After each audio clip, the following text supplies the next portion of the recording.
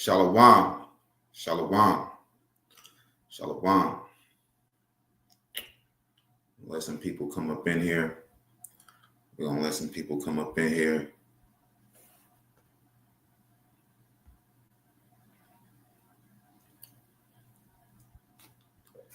We're gonna go live on this new channel, the YOZ School channel, not the original channel, the Kelvin Israel channel. You know, it's not that many people subscribe to this channel, but I wanted to go live on this channel because we are now building on this channel. All right.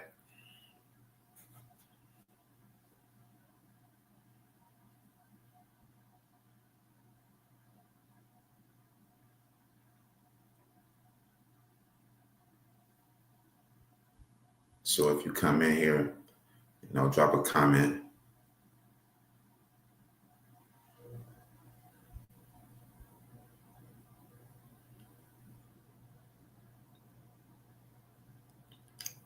We are supposed to be having a debate with this Christian.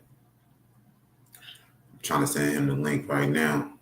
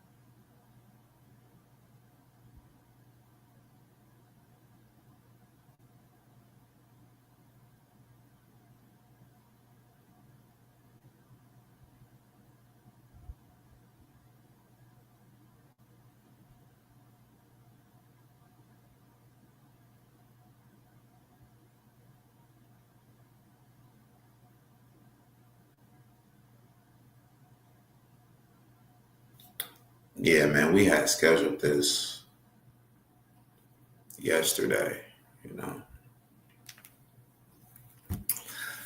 We had made arrangements to meet up here, live, and debate his doctrine. He's a Christian, he believed that JC is God. He believed JC is God, so, I wanted to challenge him on that. Met him on Facebook. He was pushing that false doctrine. So, I could have cut him up right there on Facebook, but, why not do it for the nation to see, though, like live? And even if a lot of people don't tune in, to this live, we still can share it, get it out there for edification of the nation,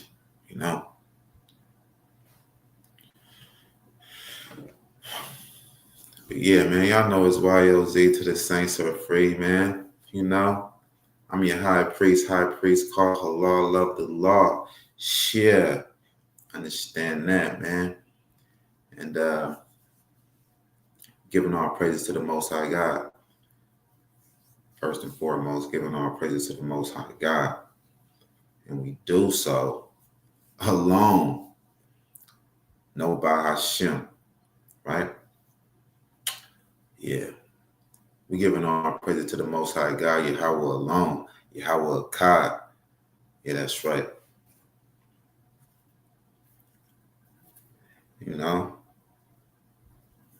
Been doing this for quite some time, dropping real edification, really edifying the nation, exalting the Most High God, Yahweh, in his name alone, Yahweh only, the one and only, the true living God, yeah, and yeah, man, I'm humble, man. You dig what I'm saying? I'm humble, man. But it is what it is, man. The Most High God is really dealing with me, man. firsthand. You know, all praises be to the Most High God, the glorious, victorious God, Yahweh, He that exists. I'm dropping groundbreaking information to the nation constantly. You feel me? Real edification, though. You know what I'm saying? A lot of people want to, nibble on the doctrine and all of that without giving credit. You know what I mean? That's cool, whatever. You know what I'm saying? But, you know, show credit to your teachers, man. Give credit to your teachers, man. And I be teaching the teachers, though. You know what I'm saying? Real talk, you know. And I'm really humble, though. You know what I'm saying? But if you don't really speak up and really put the real out there, then people will, steal your credit, and,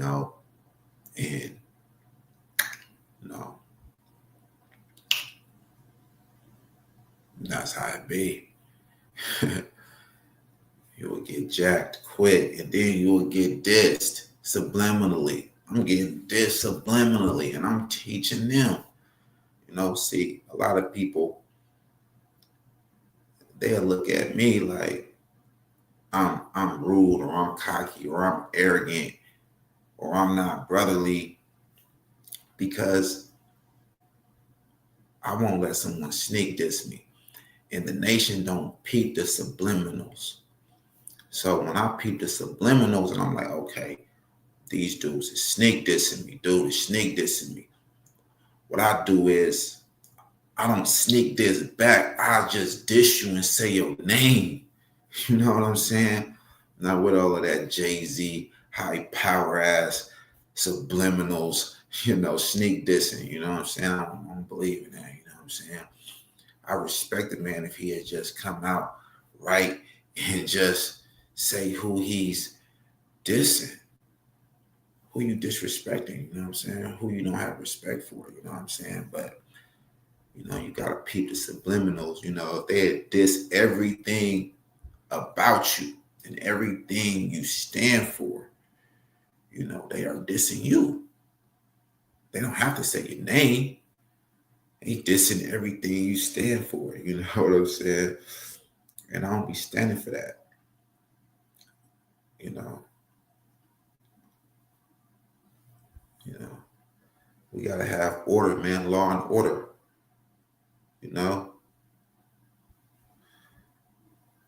Yeah, man. This is a new channel. Yeah. I mean, we can have Q&A. We can have Q&A, Anybody got any questions, feel free to ask your questions. I'll answer your questions,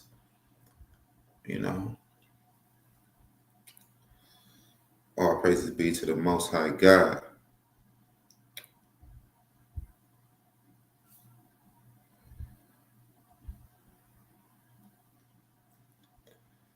Yeah.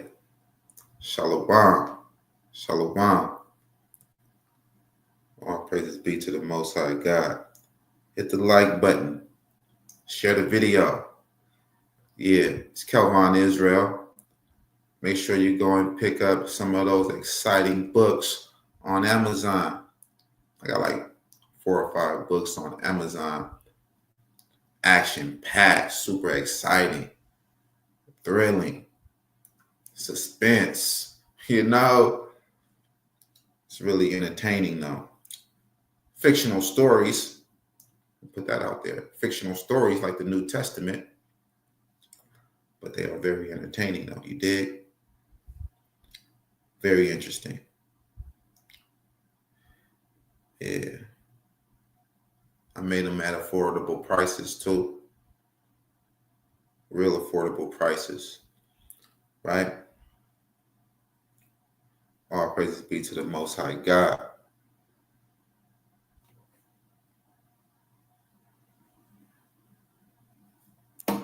Share the video.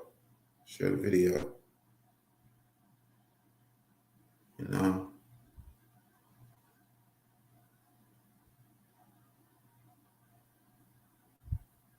Salute to Chief Priest, man. the chief priest Aluwan. Yeah, chief priest Aluwan, man. Salute the chief priest, man. You know, in YOZ, man, we're building priests. This is the priesthood, man. We got priests here.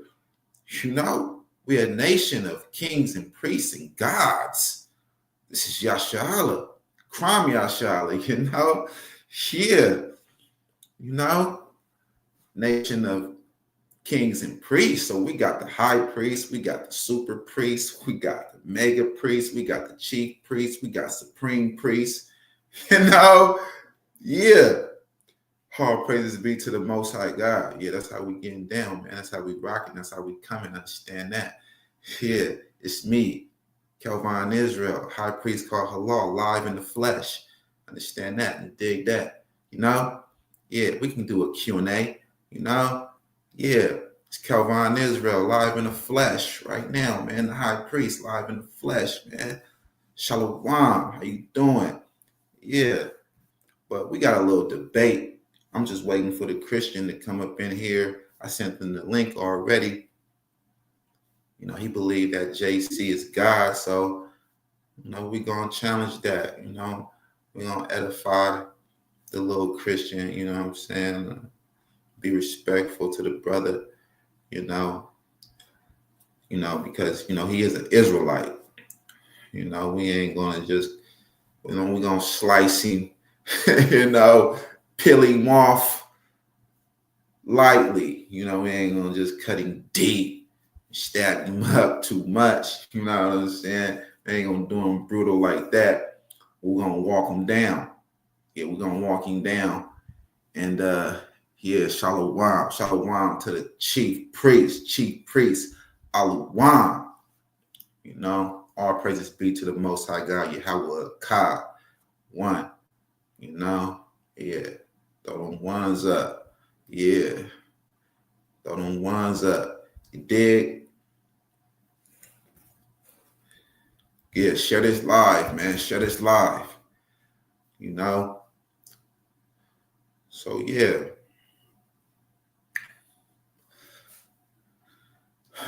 If I can get the Christian right in here, let me drop a link in the chat.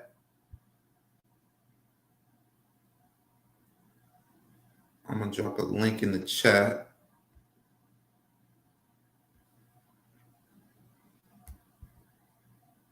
If you want to come on, you can come on. Come on if you want to come on. You dig? Yeah, man.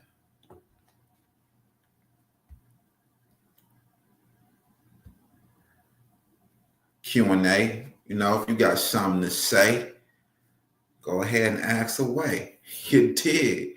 You know, I'm a genius with this English, with a spectacular vernacular. You know what I'm saying? Yeah, man. What an outstanding understanding. You dig? All praises be to the Most High God, man. We season like that. This is Israel. This is real Israel. You know what I'm saying? That's just how we season it, man. You know? Yeah, man. Way too sharp to be caught up with that New Testament. You know, of course, we all have to go through it. And we're going to be in there studying. And those that are genuine, those that are honest with themselves, you know, and genuinely honestly seeking the Most High God, you're going to come up out of that. You're going to stay studying. You know, if you're really in it for the Most High God, you're going to stay studying, you know, and you're going to come up out of that, you know what I mean? Yeah, man. Came up out of that in no time, you know? That little snare, that little trap that they were setting for the saints. You know, so yeah, the link is in the chat. If you want to come up, come up. You know, want to just hang with me. You know, you want to bang with me. You know, you come up. You got any questions, any comments or concerns? Any questions, comments, or concerns, you know? Any questions, comments, or concerns? You know it's YOZ to the saints are free, man. Praise be to the Most High God. You know, we be sucker ducking, staying out the way, playing the shadows, flying under the radar, staying away from these dirters and these, ooga boogas, you know what I'm saying? But yeah, still trying to edify the nation, man. YOZ Street Ministry coming soon. Gonna jump out in those streets. I got some street preaching out there now. Yeah, man. You know, yeah, and I'm really aggressive though. You know what I mean? When I get out there in the streets though, you feel me? I'll be roaring, man. Yeah, man. Yeah, my street preaching is like explosive though. You know what I'm saying? I'm trying to ruffle some feathers, man, when I'm out there. You feel me? Yeah, man. You know, yeah. Really bringing heat, really bringing that fire, really bringing pressure, applying pressure on them suckers though. You know what I'm saying? Really out there condemning Esau. You feel me? I'm really out there condemning Esau. For those that want to bow down to Israel, I let them know how they can do that. You know what I'm saying? Yeah. Yeah, but I'll be bringing out their judgment, though. You feel me? I'll be bringing out Esau, Edom's judgment. You feel me? Edomites, so-called white people. You feel me? So if you want to debate me on anything, you feel me? Some people don't like that. Some people don't like that about me. They like, oh, he's too mean to the white man. You know what I mean? He's too aggressive on the heathen. Yeah, man, I'll be aggressive on the heathen, man. So, yeah, man, y'all gonna see that thunder, man. We coming out street preaching, man. Yeah, man. You know what I'm saying? Yeah, hey, that's what you gotta do. You gotta pump that fear in them, and you gotta, pump that sorrow in them, man. You have to be out there with your street signs, and you gotta tell them, like, you pumping them, let them white folks know, you feel me? Let those crackers know, let those Edomites know what they did. Point at your sign. Install that sorrow, that remorse, that guilt into these Edomites, man. Point to the slavery and the atrocities that they had done to our people. You feel me? All of their heinous crimes, all of their atrocious acts, that they done done to our people, man. You got to have them street signs out there, man, showing visuals to our people. Yeah, you incite the fight in Yasharala with those pictures, you feel me? You willing them in like that, you feel me? They understand your cause for your people. They understand why you out there doing what you're doing, why you're saying what you're saying. They can see, and that bring them back to remembrance. That's very crucial, man. That's life to Yashala, and that's death to the heathen when you add those visuals in there. Add those visuals into your street preaching. You know what I'm saying? Yeah. So a lot of stuff is visual. They don't want that. When you be on YouTube preaching, YouTube will take that down. When you preaching the scriptures with the visuals with it, complete package, because you just lining everything up. Bam. It's gonna hit. It's gonna hit for real.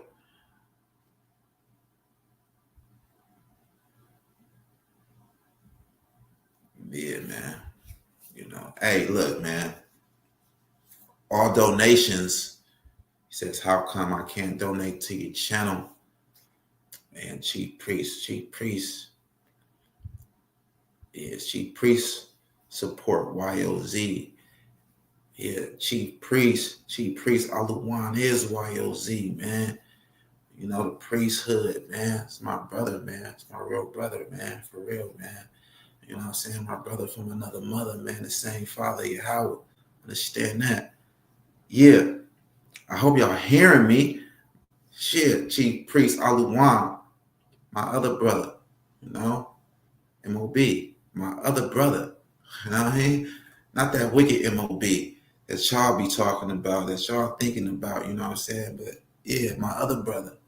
It will be my other brother, man. You know what I mean? But it's YOZ, man. Yahweh only Zealots.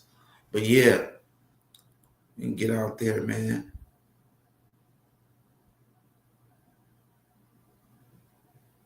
Yeah, I don't have super chat, man. I don't have super chat. If you want to donate to the ministry, you want to donate to the cause, you want to support the priesthood, you want to support the priesthood, you got to go directly to Cash App. You know what I'm saying? Any amount, whatever. You know what I'm saying? I ain't even worried about that. But I got the link in the chat for the Christian. The Christian supposed to come up on here and debate the zealots. We got a lot in our arsenal, you know what I'm saying? Yeah, for sure, man. Yeah, man, I'm roaring on them Edomites, though, you feel me? Straight up, bruh. Fire, electrifying, hitting them with all kind of thunder, lightning, all kind of electricity, you feel me? Electrifying, like, what? Feel me? Yeah, explosive mode, man. You know? Really cutting up this idol, man. Really cutting up the New Testament, man. We got groundbreaking information. Yeah, man. Groundbreaking information. Make sure y'all go and check out the Calvin Israel channel. A lot of y'all came over here from the Calvin Israel channel. I've been doing this for years, pushing this Yahweh only, inspiring a lot of people, pulling a lot of people out of idolatry, man. With this ministry, with this YOZ ministry, even when we was Judah family, man, like 5 years ago, we was pulling a lot of people out of idolatry. We didn't pull thousands of people out of idolatry. Real, for real, Yeah, that's right. This is Torah light, Yeah, man. Torah in the morning, man. It's Torah light,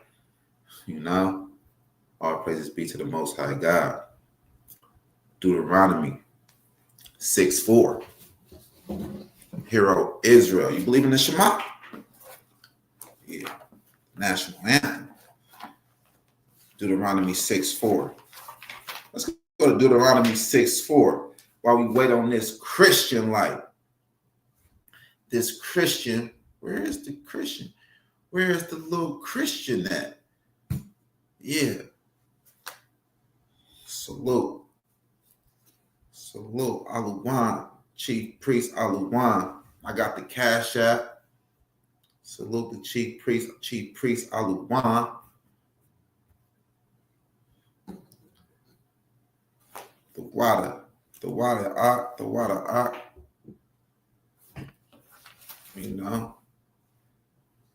That's the Chief Priest, man, second in command at YOZ, second in command in the whole nation, man.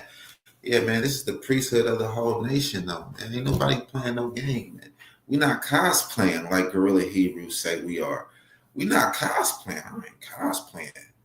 Nigga wouldn't say that to me, bro. Like, nigga, snap on him, bro. Like, Guerrilla Hebrews ain't gonna say that to me. I ain't cosplaying, bro. You feel me? We the real Sakari. We the real Zealots, bro. We did real things. You talking about he a real Crip, but he ain't a real Zealot. Like, how you a real Crip, but you ain't a real Zealot, bro?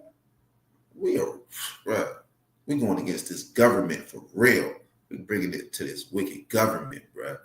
You know what I'm saying? We harder, boy. Yeah, we got bigger enemies, man. We ain't trying to fight amongst each other with the Crip and blood thing, the gangster disciples, and black disciples. Nah, man. Our blood a little darker. We go a little harder.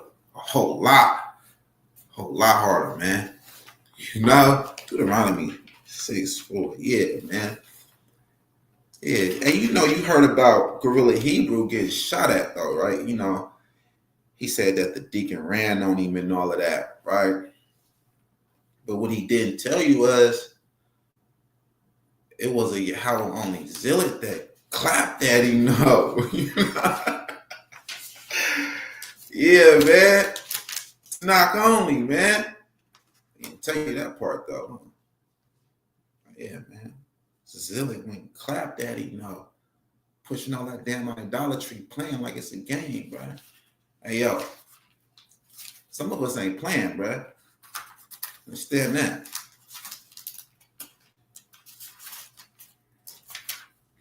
So we hear it, man. Deuteronomy 6:4, man. Hear, O Israel, Yahweh our God is one Lord. Oh man, right. This is my concubines.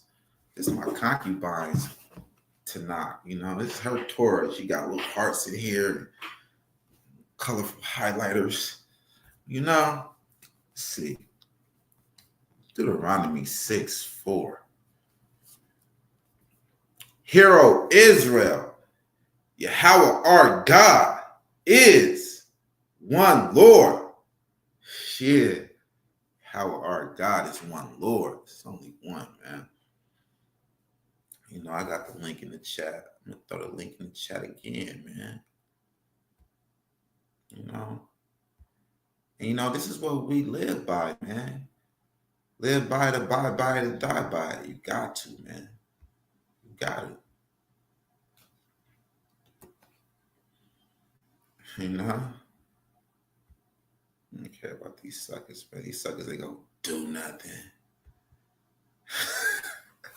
Suckers ain't gonna do nothing, man. Hey, yo, man.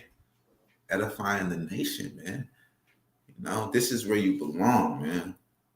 You belong. Here getting edified. Christian scared, man. I don't think he gonna come on, man. We talked about it yesterday. Yeah, we really talked about it yesterday.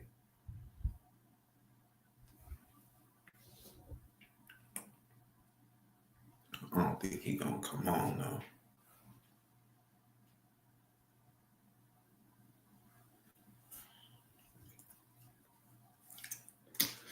Yeah, but we can do Q&A.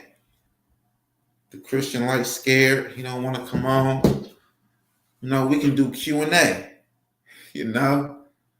Let's do Q&A, man. Yeah, man. Feel good with all this knowledge, man. You gotta smile. When you got all of this knowledge, man, you gotta smile. You did. You know what I'm saying?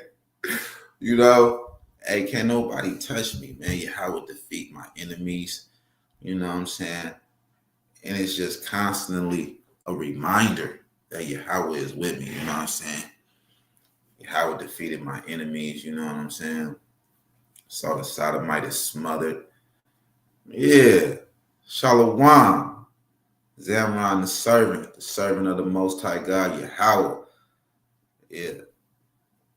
Salute Zamron, doing mighty work over there at GOZ. GOZ. Yeah. Salute GOZ, man. Mighty work that they doing up over there, man. Tearing down that idol real zealously. Yeah, man. It's YLZ to GOZ. YLZ is GOZ. You dig? And my brothers, man. I love the brotherhood. Love your brother as you love yourself. So I never steer y'all wrong. Love your brother as you love yourself. Get some of this spring water.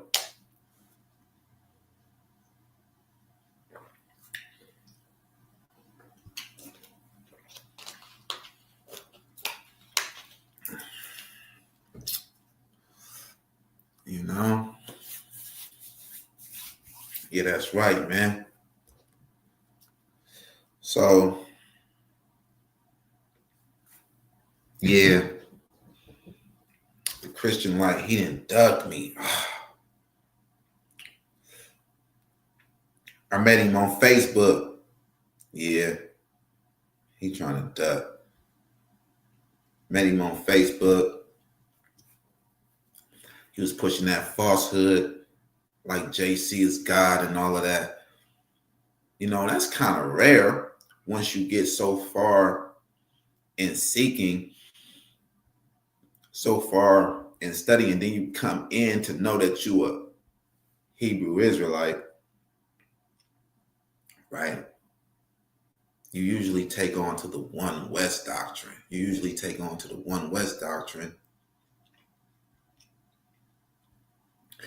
And they teach you about idol shy, and you believe in the whole duo God, but you don't believe that JC is God. They don't teach that. They don't teach JC is God. They teach that he's like right next to God. Like, in so much you gotta pray in his name, you know what I'm saying? But the New Testament is a gumbo pot of witchcraft, a gumbo pot of abominations. So it is in there.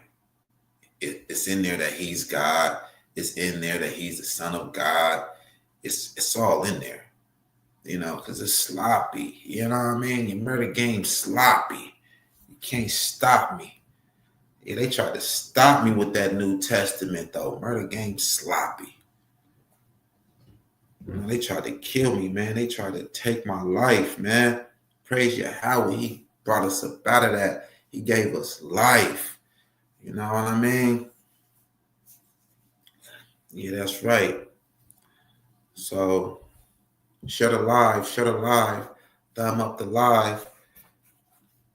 Yeah, shut a live, man. Thumb up the live. We live. It's YOZ, you know what I mean?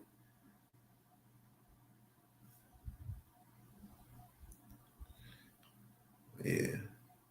All praises be to the Most High God. I went live on this channel, trying to build this channel up, Exodus 20:3. Bring it out. Exodus 20:3. This is what we live by, Live by it, abide by it, and die by it. Exodus 20:3. Thou shalt have no other gods before Yahweh. Thou shalt have no other gods before me, Thou shalt have no other gods before Yahweh. And Christian lights, they don't really bring that out. No, they won't bring that one out. They'll skip right over that and go straight to 4. I didn't see them do it. They'll skip right over that and go to 4. They'd be like, thou shalt not make unto thee any graven image or any likeness of anything that is in heaven above, or that is in the earth beneath, or that is in the water under the earth. Right? They'll go straight to that. They skip 3. And why do you think that is? Because they know, man. The spirit be convicted, be messing with their conscience, because they know already. It's that idolatry, Idolatry, man. But yeah, we're going to start going live more often. We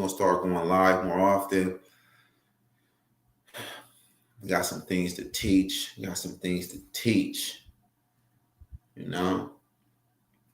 it's always cutting down that idol.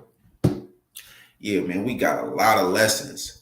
Go back and check out the lessons on the original channel, on the Kelvin Israel channel. We got plenty of lessons just tearing down the New Testament, showing all of the contradictions in the New Testament, how it contradicts the Torah, how it contradicts the prophet, how it contradicts itself. You know what I'm saying? We cutting down the Quran, how the Quran contradicts itself, even though it says it has no contradictions in it. We showing contradictions within the Quran itself, showing how the Quran is idolatry and how the so-called God of the Arabs, Xla, for teaching purposes, we'll say his name, Allah. We made a video lesson proving with the Quran, with the unholy Quran, that Allah consists of a bunch of demons acting as one. We got that lesson. Go and check that out, man. Islam is crafty idolatry. And Islam and the Quran is only for the Arabs. It's only for Arabs. You know, you go to Surah 13 and 37, it'll tell you, man, these are laws. The Quran is laws for Arabs. It's for Arab people. We got that. We got that lesson now, you know. Yeah, man, we laced up on both sides, man. You know, we can cut the New Testament, we can cut the Quran. And those two abominations is what our people are caught up in the most. So we have to focus on that and tackle that, break that down, destroy that, burn that down, burn those false doctrines down, and pull our people out of idolatry. You know, that's being real saviors. You know, like the book of Obadiah says, saviors, you know, stand up and stand up on the Mount of Zion, you know what I'm saying? And judge the mouth of Esau, you know? So, yeah. So, that's what we teach, man. And I think that that's really exciting. Those video lessons are really exciting, you know? Those are some real exciting video lessons when you showing the contradictions. It'd be like, whoa. It'd be mind blowing. Because like you read like right over that stuff sometimes. You'd be like, whoa. Like, right? Yeah, exactly. So go and check that out. Go and check that out. Go and subscribe to the Calvin Israel channel. You know? Yeah. Yeah. The Torah is undefeated. We absolutely have to break down idols, period. Yeah. That's right. That's right, Zamron. That's right. Yeah, man. We gotta do that, man. You know? We gotta do that.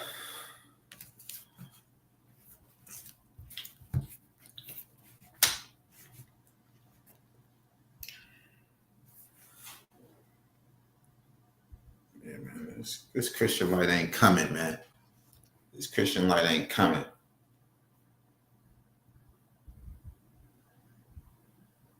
Yeah. I died. Idle shot. Yeah, idle shot, man.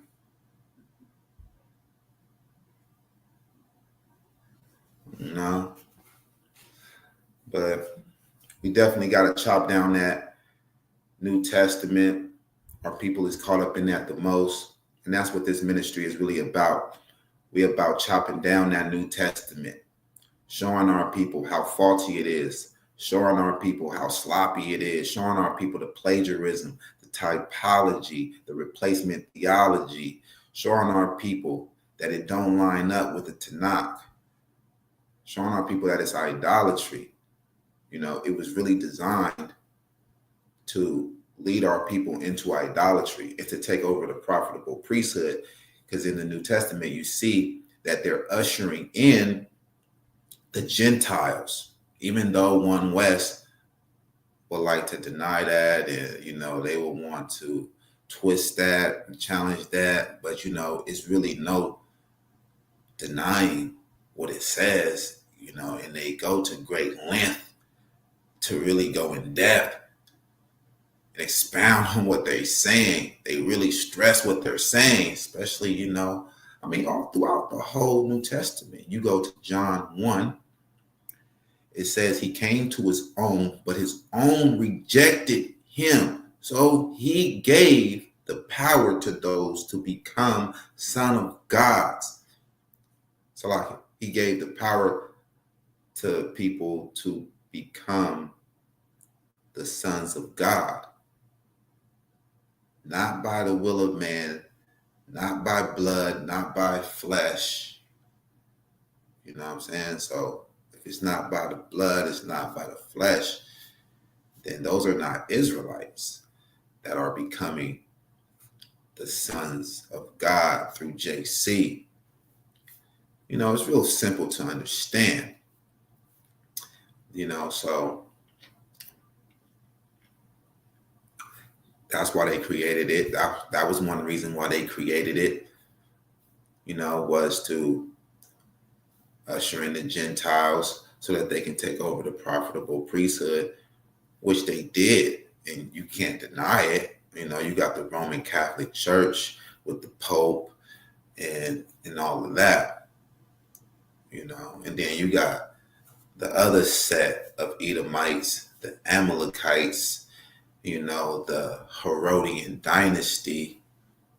Those are the so-called Jewish people today. You know, they actually wanted to take over our identity. You know, they actually want to be us. But we converted them. That's what the book of Esther is all about. We converted those Jewish people. Our forefathers converted those Jewish people. When you go to Esther, you know, because Esther is all about us defeating the Edomites, Haman, the Edomites, the Agagites. Those were, you know, a set of Edomites that wanted to eradicate us. They wanted to exterminate us. You know, they wanted to massacre us. You know, they wanted to genocide us in the book of Esther. And they were almost there. But, you know, that was overthrown by the Queen Esther. And we were able to destroy the Edomites. That's what Esther is about. Esther is about destroying the Edomites, the Agagites. Those are Edomites, right? And it says in Esther 8:17 that because of the fear and all of the murder that we was putting upon those people, that they became Jews, right? So that's where the white man became Jewish, you know, kind of like a Jew. He started practicing Torah because that's what it has to be. And that's our mission in this world. We're proselytizers. We convert the whole world because that's the world we want to live in, a righteous world where everybody is abiding by Torah. Everybody is living by Torah, right? So yeah, those Jewish people, man, they want to be like us, you know, and, you know, that kind of, in a way, preserved the scriptures. It preserved the Hebrew scriptures because, you know, they pretending to be us and having some type of power and being respected by the Roman Empire because, you know, they're all brothers. They know they're related. You know what I'm saying? They're all so-called white people, you know, and they were the Herodian dynasty at the time. You know, they like, you know, well, you know, we come in and, you know, we take over, you know, we practice the Torah too. We're something like Jews. And, you know, the Roman Empire is like, we prefer you guys. You know, you're compromising. What you're willing to do what we say as well, but we don't want to be like Jews. We don't want to be the Jews. That's y'all thing. We want to be us. We want to be lawless. And that's what JC brings in. Lawlessness, you know. Nothing that goes in you defiles you because they like to eat pork bacon and pork chops and, you know, lobsters, shrimp, crab, and lobsters, you know, catfish. They like that stuff, man. That's why our people today is thinking that it's some type of delicacy, some like it's elegant, like it's fine eating, because that's what the white man considers fine eating. And you know what I'm saying? And they were able to make themselves feel a lot better by creating JC and making him say that nothing that goes in you will defile you. Your belly purges all meat. You know, and these deceivers, these Christianites, they'll go to there and be like, yeah, I know it says that, but it doesn't mean that. You know, it's very clear. He says, your belly purges all meats. Well, he's talking about unclean meat. He's talking about unclean meat. They'll say, well, he's talking about clean meat. When it's like, look, how are your belly going to purge something that's already clean? That doesn't make any sense. When he's talking about clean meat doesn't need to be purged. It doesn't need to be purified. It doesn't need to be cleaned. It's already clean. So he's not talking about clean meat. It's just common sense. You know what I mean? But they'll try to trip you up like that. They are the deceivers. You know, and I put a poll out there. On the Kelvin Israel channel. And I was like, would you lie for someone you love? And the reason why I put that poll out there is because, you know, I wanted to let the people know that that's the reason why a lot of people is not letting go of JC. They will see the lies in the New Testament and they still won't let him go. Why? Because they love him, right? And they will lie for someone they love. Will you lie for someone you love? You know, and some people says yes. Some people say no. And some people say it depends. And honestly, with everyone, it all depends. You know, it depends. It depends on what it is. You know, but that's what it is, man. They love JC, so they will lie for him.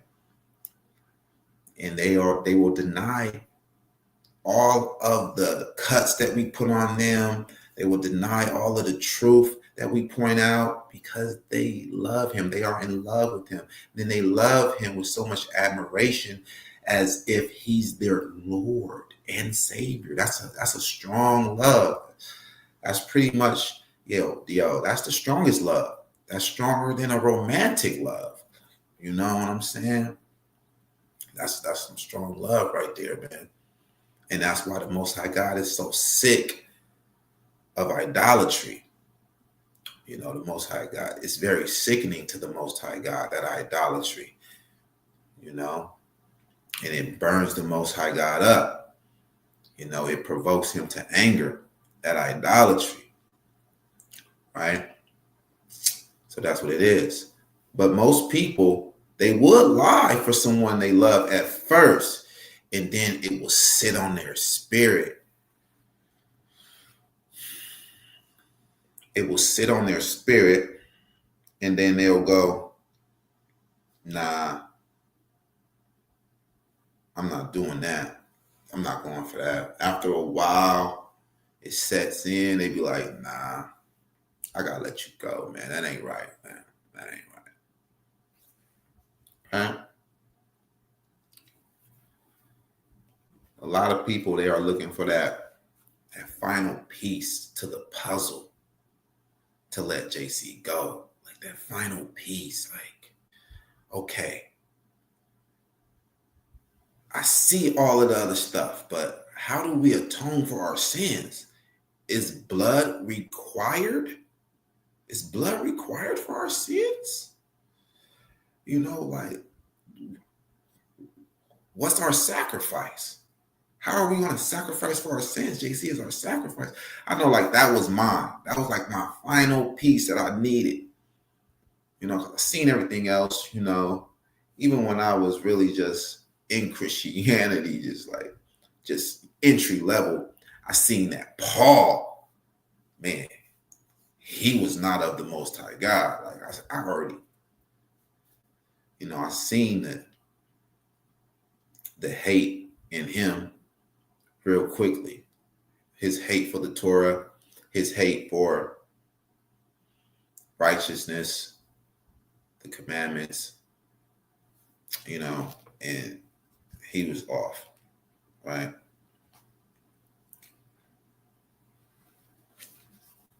But when you go to Leviticus 5 and 11, you go to Leviticus 5 and 11, you don't need blood.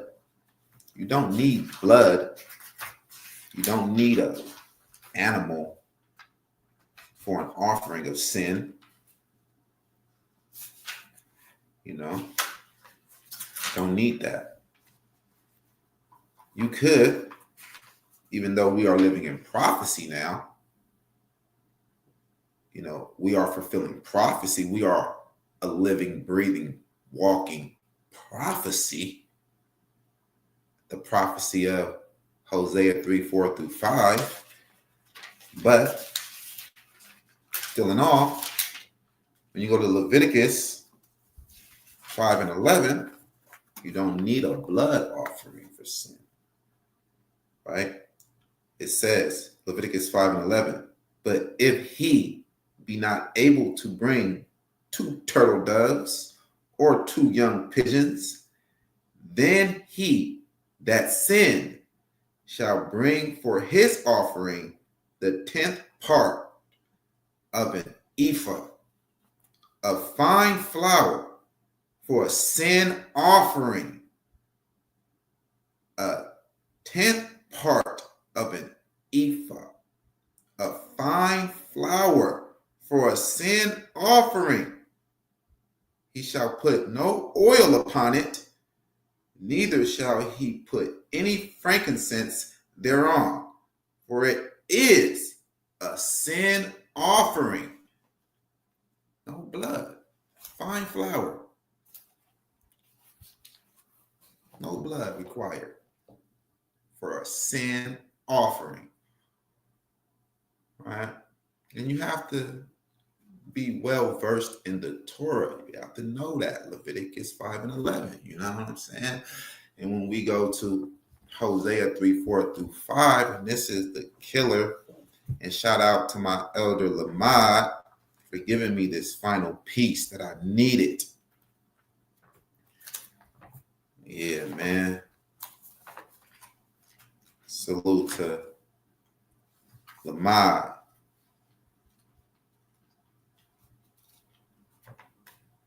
Salute to Lamad for giving me that final piece that I needed, Hosea 3:4-5. Years ago.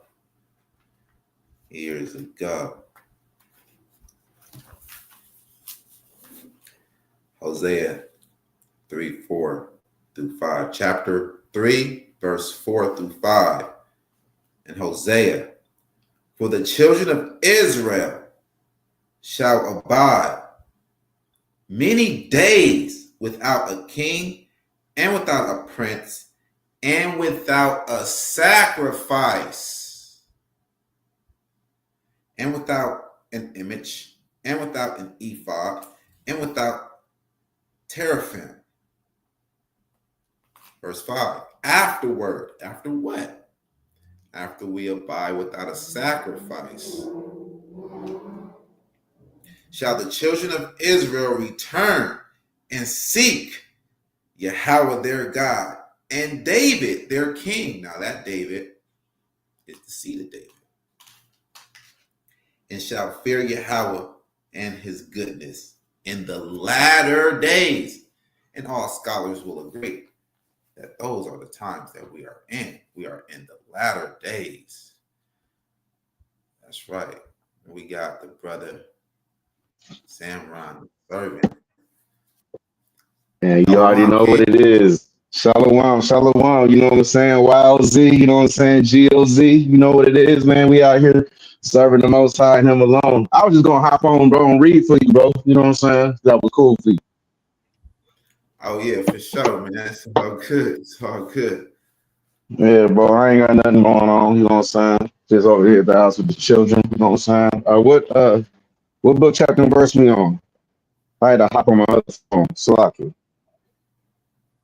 Oh yeah, we was going to Hosea 3:4-5. I just went through Hosea 3:4-5, and was given an understanding of that we are in those times. We are in those times. Those latter days is the days that we are in right now. Right? We are abiding without a sacrifice. We are fulfilling that prophecy in Hosea 3:4-5. We are the walking, breathing, living prophecy. See, this is a real book. And this is how Yahweh beats out all of these other gods, so-called gods, these false gods, by prophecy.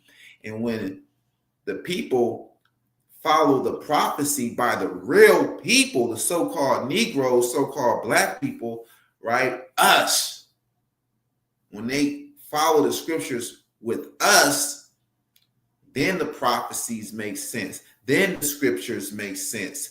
Then it's realistic. Then it's reality. Harsh reality, but still reality. Understand that? You That's know, right. if you follow the book, you know, through a false people, by a false chosen people, it's not going to add up. The prophecies are not going to add up. You know, you will be in, let's go to Jeremiah 16:11, right? Is that Jeremiah 16:11? Yeah, I got it for you. Yeah. With, yep, this is Jeremiah chapter 16, verse 11. Then shalt thou say unto them, because your fathers have forsaken me, says Yahweh, and have walked after other gods, and have served them, and have worshipped them, and have forsaken me, and have not kept my law. That And law right there, that law, it says law. It's not laws, because the Israelites were keeping some laws, but the most important law, the first commandment, that's singular right there. You did not keep the law, the most important law that the jealous God wants you to keep. The Torah tells us, Moses tells us, Yahweh is a jealous God. And, you know, idolatry is sickness. So that law is Exodus 20:3. Let's cut to Exodus 20:3 real quick. And then yep, this is the book. we're gonna cut right back to that. This is the book of Exodus, chapter 20, and verse 3, the foundation. And it says, thou shalt have no other gods before me. No other Thou, gods before Yahweh. And then when you go to John 14:6, you have JC telling you that you have to go through him before you get to the Most High God. A direct contradiction, a direct violation to Torah law. right. This is the book of John 14:6 in the New Testament. JC said unto him, I am the way, the truth, and the life. No man cometh unto the Father but by me. That's crazy. Yeah, so us being sharp and us being intelligent Israelites, we see that that's a direct violation of Torah, a direct contradiction. And us being intelligent, we don't take that lightly. Us being stumped down for the Most High God, Yahweh, us being true, us being honest and genuine, we don't take that lightly. We see it for what it is. It's originally written in Greek. We know it's a trap. So we ain't going for none of that, man. We ain't got to go through no God, man. We got to follow our instructions. You know what I'm saying? And the Most High God don't change. That's Malachi 3:6. But yeah, Right. That's right. we That's will. right. And I totally agree. I Yeah, we totally agree. And going back to what you were saying earlier, bro, when you were talking about how our people, you made a profound point, and how our people are literally, they love, what I'm saying, this deity. They love this character.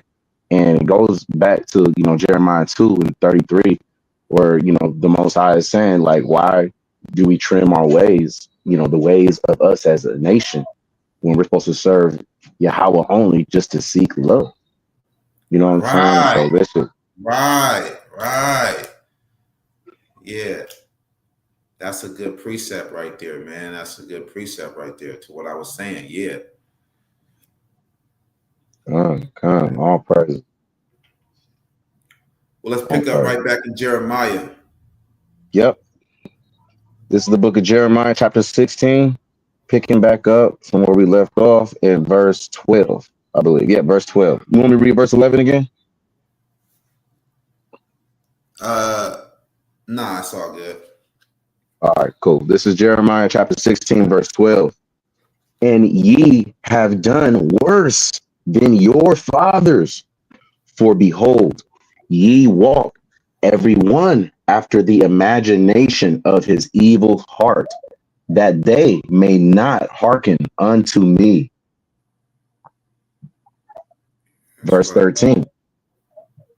Therefore will I cast you out of this land into a land that ye know not, neither ye nor your fathers, and there shall ye serve other gods day and night, where I will not show you favor. Yeah, so you see, you got to understand that this is a message to us. It was a message to them. It was a message to us. The Most High God, His word is like a two-edged sword. It's twofold. When you go to Job 6:12, 6, Uh, 6, Job 6:12, I believe, right? yeah, let me see. This is the book of Job. Uh, is this is good though. This is Job chapter 6. Let me start at verse 11 and read to 12. And it says, what is my strength that I should hope? And what is mine end that I should prolong my life? Verse 12. Is my strength the strength of stones, or is my flesh of brass? Is not my help in me, and is wisdom driven quite from me? To him that is afflicted, pity should be showed from his friend, but I don't think this is it. Yeah. I think it's 6:10. You want 6:10? Well, I don't. Let me see. Let me see. 1 second. I cannot spare Salakia. You know the phrase? I'm usually pretty good with phrases, finding it. Uh, the wisdom of the Most High is Okay, gotcha. double to that which is. Let me One see. second. No, I think it's like either 6:2, but still in all. 1 second.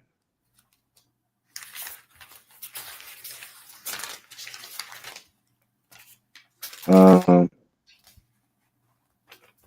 Wait, hold on.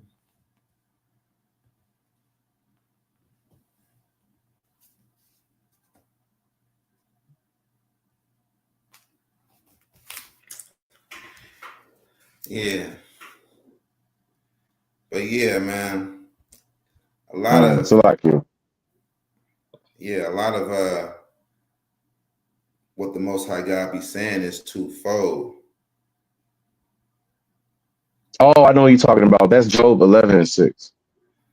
Job Job 11 and 11, 6. yeah, Yeah. So this is Job chapter 11 and verse 6. It says, and that he would show thee the secrets of wisdom, that they are double to that which is, Know therefore that God exacteth of thee less than thine iniquity deserveth. Appreciate that, King. Uh, Yeah. Job 11 and but, yeah, 6. but yeah, the scriptures are double, and so, when we're dealing with, the Torah and the Tanakh, a lot of, the one West, they sit there and talk about that, oh, precept upon precept with that Isaiah 28:10, but don't even know that the word precept means law in Hebrew. So, everything has to be substantiated off the law. And then when it's talking about line upon line, right, it's just dealing with the Tanakh because, the prophets, they spoke, what I'm saying, through the words of the Most High. That's why we see him speaking there. And so, understanding that the secrets of wisdom are double and that the Most High speaks through similitudes and metaphors according to Hosea 12:10, we have to literally, seek out, diligently and meditate, on the law day and night, like I believe in Sirach 39:1 and Joshua 1:8, so that we can understand that that nothing is new under the sun. So the same type of stuff that our people were doing back then, and then the punishments that we receive, we're still receiving them now, and it's even been like doubled and tripled, according to what's written. Yeah, yeah, yeah. That's real. So I was saying, when we're reading in Jeremiah 16, Mm-hmm. where it says, you have done worse than your fathers. Can you read that again for me, King? Yep, this is Jeremiah chapter 16, and I'm gonna start at verse. We're gonna start at verse 12. And ye have done worse than your fathers, for behold, ye walk every one after the imagination of his evil heart, that they may not hearken unto me. Right, exactly. So that applies to us. That applies to our people today, because JC is imaginary. He's the imagination of your heart meaning your mind. It's an evil imagination. A lot of people think that idolatry is just bowing down to statue idols, and that's not always the case. You can have an idol set up in your mind, and that was the strategy of the ancient Romans when they were creating the New Testament. They understood that we did not bow down to statue idols, and they did not really believe in our scriptures, but they understood that our scriptures were speaking of an invisible God. So what they did was to counter that, to give us an invisible idol. So it can really get us caught up, but we put this invisible idol in our minds and in our hearts, and we create an idol, and we are drawn into idolatry, the gross sin of idolatry. So that's what the Most High God is referring to. You know what I'm saying? So That's facts. I got a quick precept, bro. If you want to break it down real quick, just to go bring along it with out. what you just said. Bring it out. Look at the book of Wisdom of Solomon, chapter 14. So I can in my hard copy real quick. This is the book of Wisdom of Solomon, chapter 14, and I'm gonna start at verse 11 and read all the way through 12, through 13. Wisdom of Solomon, chapter 14, verses 11 all the way through 13. Therefore, even upon the idols of the Gentiles shall there be a visitation, because in the creature of God they are become an abomination and stumbling blocks to the souls of men, and a snare to the feet of the unwise. Verse 12. For the devising of idols was the beginning of spiritual fornication, and the invention of them the corruption of life. Verse 13. For neither were they from the beginning, neither shall they be forever. Right. So that says that the idols was the root to all evil, right? Right. That basically says that idols are the root to all evil. You know, the New Testament says that it's money, but it's idols, man. That's facts. You know? So we go back to Jeremiah 16. I'm going to land this plane. This is the book of Jeremiah. Slack it. This is the book of Jeremiah, chapter 16, and picking up from verse 13. And it says, therefore will I cast you out of this land into a land that ye know not, neither ye nor your fathers, and there shall ye serve other gods day and night, where I will not show you favor. Verse 14. Therefore, behold, the days come, says Yahweh, that it shall no more be said, Yahweh liveth, that brought up the children of Israel out of the land of Egypt. But Yahweh liveth, that brought up the children of Israel from the land of the north. Yeah, that's North America right here. Right? Right.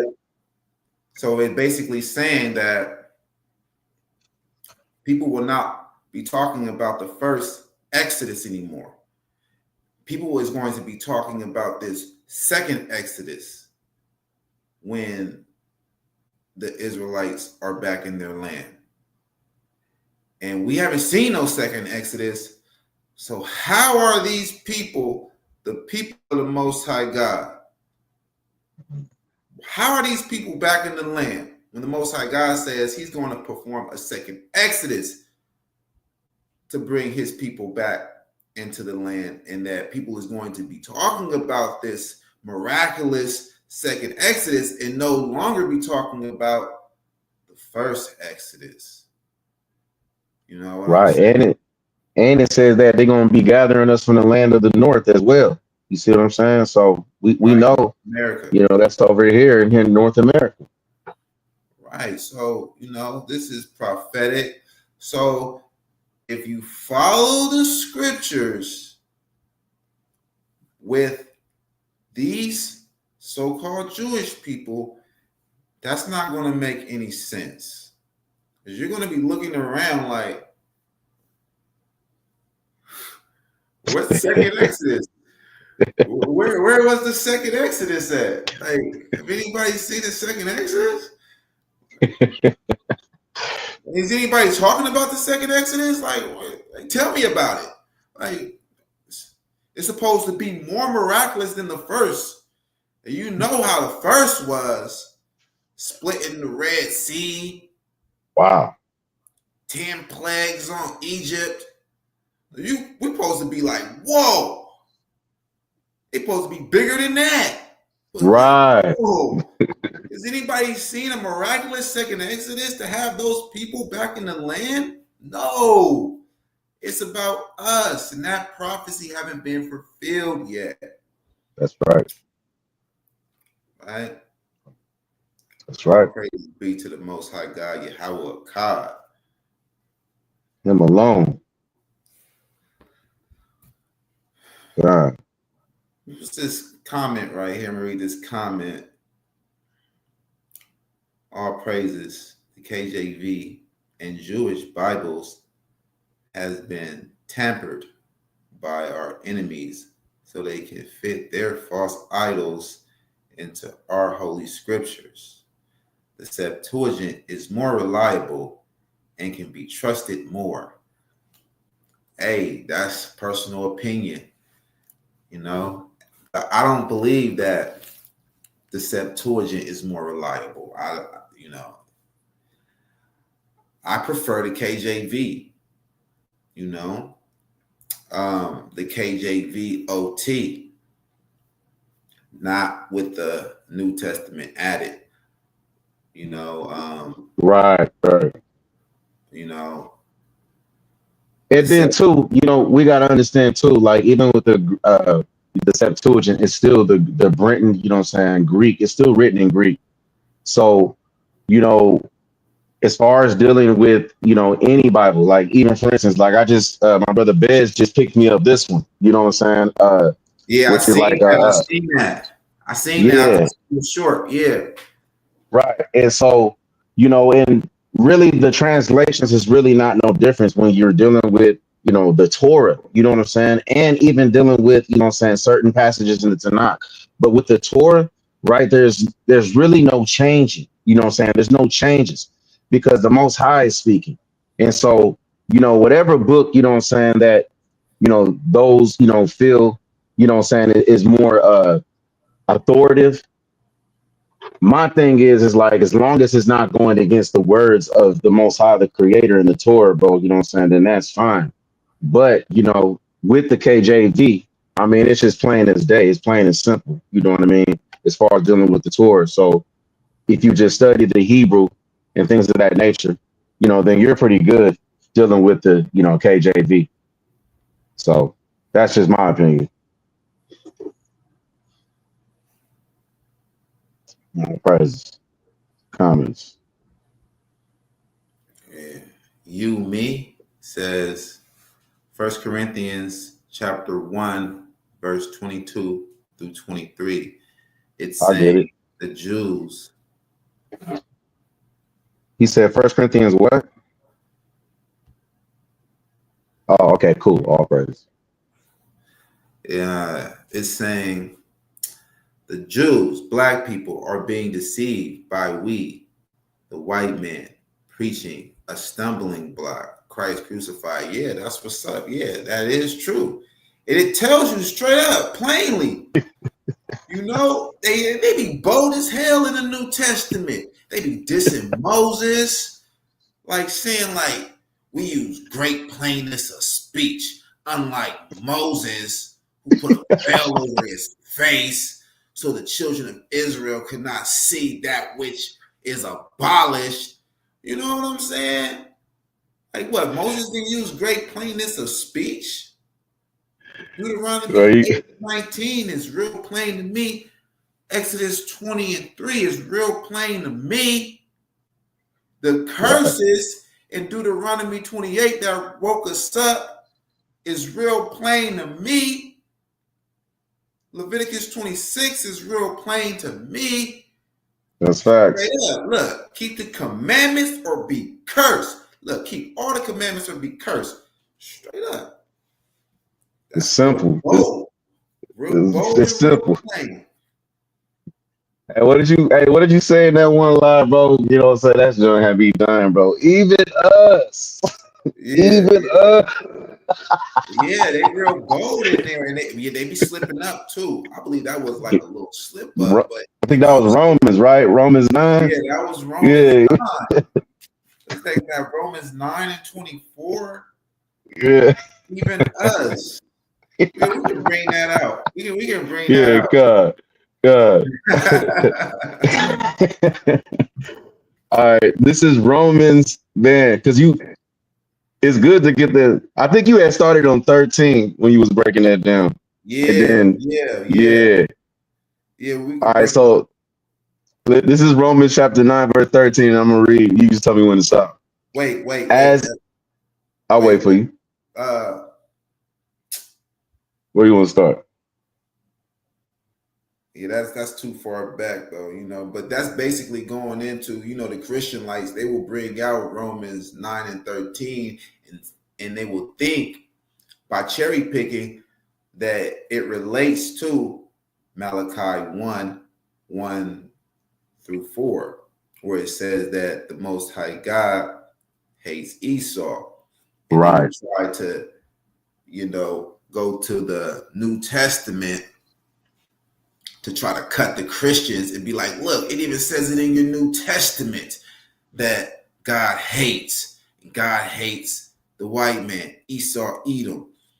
right? But in context, Romans 9 is not talking about that. It's actually reversing that and ushering them in when you really read the whole chapter. So yeah, if y'all want to check that out, go and check out the video lesson on the YOZ School. That's right. What is it? What was it titled? I think let me look real quick. Let me look real quick. It was something to do with Paul, bro. yeah, the wicked heathen. He really a wicked heathen. Salaki, I don't recall the title of that video lesson. I'm gonna find it. And I'm gonna post it in the chat.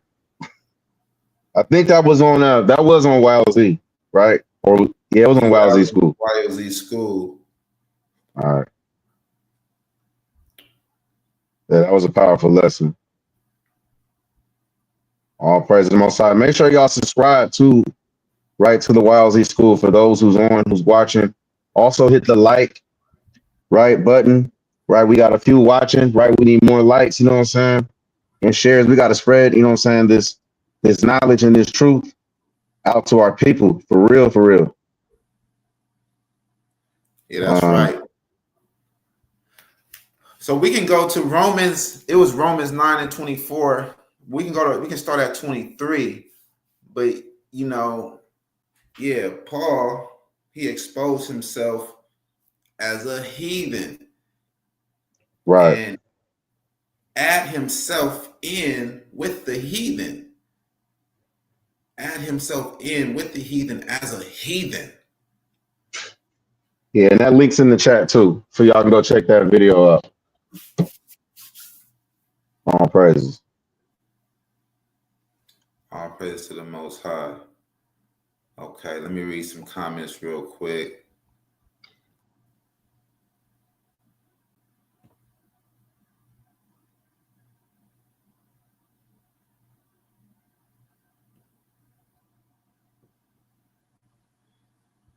Brother, do you believe women are over men currently? If so, do you believe we are in the scripture of when women compass of man? And if so, do you think we are at the tail end or beginning of this? Let me grab that.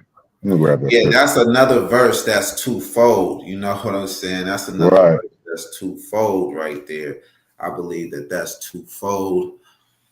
Yeah, it's on one hand, it's a I got Isaiah 3. You said what? I do have Isaiah 3 to show that it's twofold as far as what you're talking about right now, and to answer his question, because it is in Isaiah 3. This is Isaiah chapter 3, verse 12. And you can tell me what you think about this, priest. Isaiah chapter 3, verse 12. As for my people, children are their oppressors, and women rule over them. O my people, they which lead thee, cause thee to err, and destroy the way of thy paths. Yeah, that's right. So yeah, that's the negative side of it. Yeah, and that it applies to us now.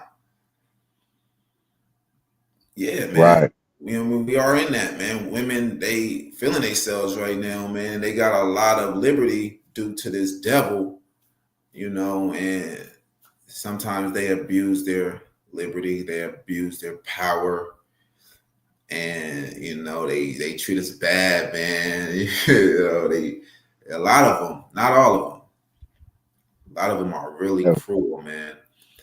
Right. And yeah, we are at the tail end of this thing, man. But then on the other hand, how it's twofold is that in the kingdom, righteous women will be surpassed men and will be giving orders and demands and, directing these men, righteous women, they're going to be having much power in the kingdom. That's serving Yahweh only now. The women that's serving Yahweh only now, keeping his law, statutes, and commandments, latching on That's right. to righteous priesthoods like YOZ, GOZ, yeah. YOZ to GOZ. YOZ is GOZ. Understand that? Yeah. And too, also and for those women that don't want to serve the Most High only and want to follow, the ways of our oppressors, how they want our women to act. Isaiah chapter 3, verses 16, leading all the way up to Isaiah 4, gives you the context of the times that we actually seeing right now. And it's going to magnify even more when we enter into the kingdom. Yahweh willing, if we make that remnant to where, hey, these women, now that, all the stuff that the government been made it easy, for them, as far as resources, so that they can just, kind of like step over us, right? They're going to end up saying, hey, we got our own bread, we got our own apparel, just let us be called, by your name, to where you're going to have 7 women, a number of completion, taking hold onto one righteous Israelite man, because a lot of these women are going to end up being, that's high-minded and haughty, like in Isaiah 3:16 on down. They're going to end up being, left out there hanging, because they man's is going to end up being killed in the war, or judgment, that the Most High is bringing at an all-time high. So now it's just the time, for us as men, like Proverbs 31:3, to not give our strength unto women. And when you deal with the word strength in Hebrew, that's literally going into not only your substance, right, but your mind, right? Because we got to give our mind and our substance to the Most High. That way, if we're dealing with a woman, right, or if we're wanting to deal with a woman, that she's going to be in order because we're in order. But I yield. Yeah, straight up. It's real talk. That's real talk. All praises. Well, shoot, man. My kids out there acting crazy, bro. I gotta go to this.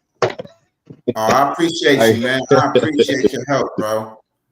Yeah, no doubt, King. Hey, man, it's YOZ. Make sure y'all get enrolled, bro. Enroll right now, bro. Hit that subscribe. Enroll to YOZ. Man, we want to see you live more often, brother. We can't wait to see, that street ministry coming, bro. All praise to the Most High and Him alone. You dig? Hey, love y'all in the chat, man. Hey, it's the Most High and Him alone, right? Hey, the Most High until we die, man. You feel me? All praises. I appreciate you. All praises to the Most High God, Yahweh Akkad. Yeah, that's right. All praises be to the Most High God, Yahweh Akkad. Appreciate Zamron for his service in the priesthood. Zamron, the servant. May the Most High God bless him and his house. Yeah, that's right. Jay Tiller, you right. Yeah, Jay Tiller. That's Chief Priest Aluwan. Yeah. The mighty Chief Priest, man. We got a lot of stuff coming up. What you see is what you get, but it's not it. We got plans. We really got plans to expand, man. Me and Jay Tiller. Me and the Chief Priest Aluwan. Look at that. You see that? I think YouTube removed my subscription. Yeah, they did that. You're not the first person that told me that. A lot of people tell me that, man. And that's just a part of being shadow banned. I remember Gloria told me the same thing. That's just a part of being shadow banned. They got a shadow banned. Because we really be bringing out this truth, though. This truth is healing, spiritual healing. This truth brings about our salvation, which brings about their destruction, the destruction of this wicked kingdom, the daughter of Babylon. We have to stay stumped down for the Most High God. We have to stay zealots. We have to stay zealots. And it's very serious, very crucial for our salvation, for the betterment of our people. We have to get this word out there. We have to be active, pulling our people in, telling them, look, check out this priesthood, check out YOZ, get in class at YOZ school, study these lessons from the old to the new, because they're coming every week, weekly. So, support the ministry in every way that you can. Share the ministry, like the ministry. Send donations, offerings to the ministry. It helps us get a lot of things done. It helps us to maintain and stay stable. You dig? But it's very important that we stay in the Torah and we keep the laws of the Most High God, Yahweh, keep the Sabbath. Salute to GOZ. Yeah. Best. Yeah. Salute to GOZ. GOZ in the building. All praises be to the Most High God. All praises be to the Most High God. Yahweh. Yahweh only. Yeah, you know what it is. Those brothers are genuine, People say that, I be getting that the Torah only Israelites and battling with the Torah only, Tanakh only Israelites. That's not the case, man. You just gotta be solid, man. The brothers are solid right there, man. You know what I'm saying? I mean, I just can't allow sin to go unrebuked, and just overlook it just because you're so-called Tanakh only. No, I gotta call it out. Now, I do it in private, but if it's consistent, I understand you, my brother. You feel me? And we on the same path. We on the same path. But if you're drifting off of the path, I'm gonna get at you privately, in the inbox or something like that. Let me holler at you real quick. Either whether if it be through chat or on the phone, we get on the phone or whatever. Like, look, let's go over this, and that. Maybe I could be mistaken. You tell me like, oh, well, look at it this way. Okay, well, now we're building. Okay, but as we build and it comes to the head that you're wrong, you got to repent, you got to get back on track with the doctrine. If you don't, let's just say like, the whole Esau Edom thing, you know what I'm saying? If you ain't really lining up, like, okay, well, I'm gonna be like, well, hey, look, what I mean? You're not really fully in the truth, man. If you don't know that Esau Edom is the white man, you know what I'm saying? You know what I mean? Like something like that, and it's just like, okay, you don't want to repent. All right, well, hey, look, I might have to make a video lesson to just rebuke and disapprove your claims of who you may think Esau Edom is. Hey, look, it's just like that. Most of the time, it be me defending myself with these Tanakh only people, man. Yeah, I be defending myself, and people think that I'm attacking them. It is not that. I'm not attacking them. I'm defending myself, and people don't see it like that because I'm not a sneak disser. You know what I'm saying? A lot of people be sneak dissing, and I catch it. Somebody can diss everything that you stand for, but not mention your name. They're dissing you. They dissing everything you're about, everything you stand for. They just didn't mention your name, but they're dissing you. Like, Eli Israel did that to me. You know what I'm saying? He was like, Israelite high priest would like to say this and this. Oh, okay. Or I'm an Israelite. I say I'm the high priest, right? You know what I'm saying? And I disagreed with what you were saying. So yeah, you're talking about me, man. I mean, it doesn't take a rocket scientist to figure that out. You just didn't say my name when you dissed me though. You sneak dissed me. You subliminally, Jay-Z style, sneak dissed me. You know what I mean? Like Gadar, he sneak dissed me. You know what I mean? People like, oh, you coming out speaking about Torah after dark. Gadar, he sneak dissed me though. He say, we're not, people that want to preach against Jesus all day. Well, that's what I do. People want to teach against Jesus all day. No, we're going to get in the Torah and stay in the Torah after dark, not just preach against Jesus all day. Well, that's my thing. You know what I'm saying? When you're dissing me, because that's my thing. That's what I do. I'm in the New Testament and I'm cutting it up with the Torah and the Tanakh, with the prophet writings and all of that. You know what I'm saying? And then I'm cutting it up with itself. You know what I'm saying? And you can look at my page, you can look at my channels, you can see, well, that's what Calvin Israel do. You know what I'm saying? Well, you're dissing me, man. You didn't have to say my name. You're dissing me. And then, on one of his lives, Gadar, he was like, I never heard of YOZ, but I heard of YOZ through Zamron, but you never heard of YOZ. And then he got my comment up like this right here, man. Like, you put the comment up and you see the comment, and then you see the person who made the comment, and it says, YOZ school right up there, right? And then you're going to say, well, YOZ, YOS, when you don't know your Z's from your S's, but that's a sneak diss. You know what I'm saying? YOS. It's saying, you put it up on the screen, it's saying it right there, YOZ, but I never heard of YOZ, YOS. Come on now, bro.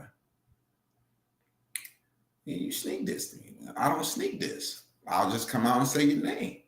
That's what it be. You know what I'm saying? Things like that. If it's on, then it's on. Man, what it is. But, shout out to the dog, man. It ain't really even like that. It ain't no beef like that. You know what I'm saying? Some people just sneak diss you. You know what I'm saying? It is what it is, You be lying. Like, I didn't teach them.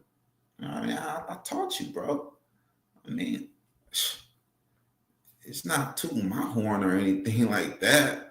You know what I'm saying? It's just being honest. You know what I'm saying? You got that doctrine for me. The doctrine that the truth of what the ancient Hebrews taught in the scriptures is that Yahweh tests us to know our deepest thoughts, our deepest emotions, and our actions, and our personality, who we are, and stuff like that. Yahweh tests us to know those things. It's not like he already knows it, It's not like he knows it beforehand, just like with the story with Abraham. Why did the Most High God put Abraham through that test of sacrificing his son Isaac if he already knew that Abraham was going to pass the test? He says, I did that so that I would know. And now I know that you're not into child worship and you're still with me, even though I gave you all of your heart desires. You're not just going to toss me aside now. You know what I'm saying? Like, I don't need you now. I got everything I wanted. You still with me. You still my servant. You still will do anything that I want you to do. You still putting me first. Now I know. Well, if he already knew that, well, why put Abraham through? Do you know what that was? Imagine having to do that. It's your son, your child. That was some serious stuff, man.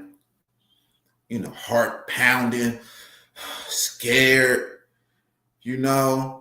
And imagine what the child going through. The child is old enough. Isaac was like, what, 10, 13? He knew what was going on. He knew about sacrifices. He's like, well, where's the lamb at? Hold on. Where's the lamb at? You're the sacrifice, right? And that's hard to do, man. I know tears was flowing and everything, man. Well, why put them through all of that? And you already know. You know, the Most High God is not cruel. He's not a cruel God, despite what the heathens be saying about the Old Testament God. He's not a cruel God, you know. You know, we working through these shadow bands. Let me read some of the comments. You know what I'm saying? But yeah, man, that's what it is, man. Shout out to all the Yahweh only zealots. Shout out to all of the zealots, all of the Tanakh only saints.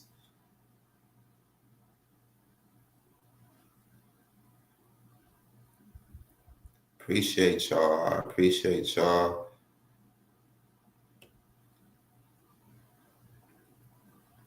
You know,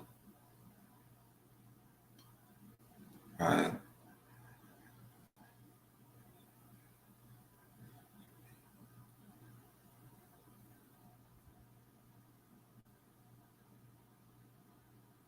Okay. Yeah. Some people be like, "Well, how are you the high priest?" Or like, "Well, how you know you come from Levi? How you know you come from? How you know that you come from Israel? How you know you come from Jacob? The same way you know you come from Jacob." You know what I'm saying?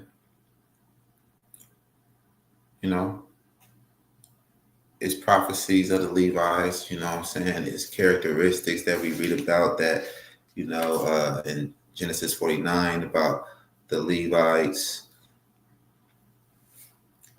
You know, it's our anointing is an everlasting anointing. But yeah, I wanted to bring this out. Jeremiah 10 and 12. Let's go to Jeremiah 10 and 12. All right.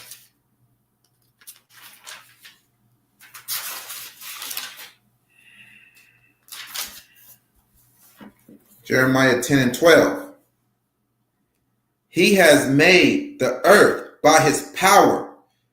He has established the world by his wisdom and has stretched out the heavens by his discretion.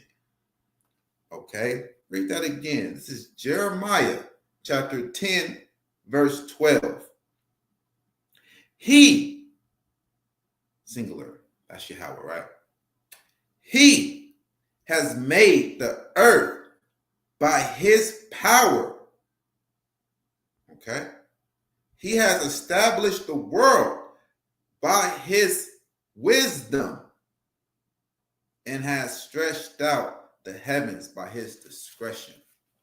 So if JC is the power and the strength of Yahweh,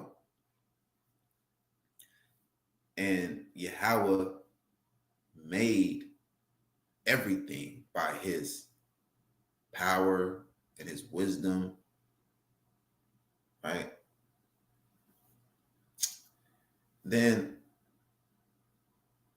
how did he make JC if JC is the power and the wisdom of the Most High God? And by his power and his wisdom, he made everything. Then how did he make JC without power and wisdom? If power, JC is the power and wisdom, then how was JC made without power and wisdom? Right? So that's how we know that JC is not the power and the wisdom of the Most High God. The Most High God had power and wisdom. Even if JC was real, he had power and wisdom before JC, because he had to have power and wisdom to make JC, because he made everything by his power and wisdom. You understand? So, you know, that's a cut. These these Christian lights, they be going off, man. They be going off, right? Yeah, straight up, man. You know, and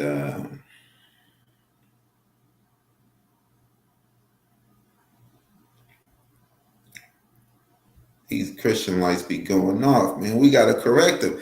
That's what the ministry is really aimed at, correcting these Christian lights. Yeah, we we go at the regular Christianity Christians, and we even go after the lost sheep that really just in the world, the lost sheep that's in the world, right?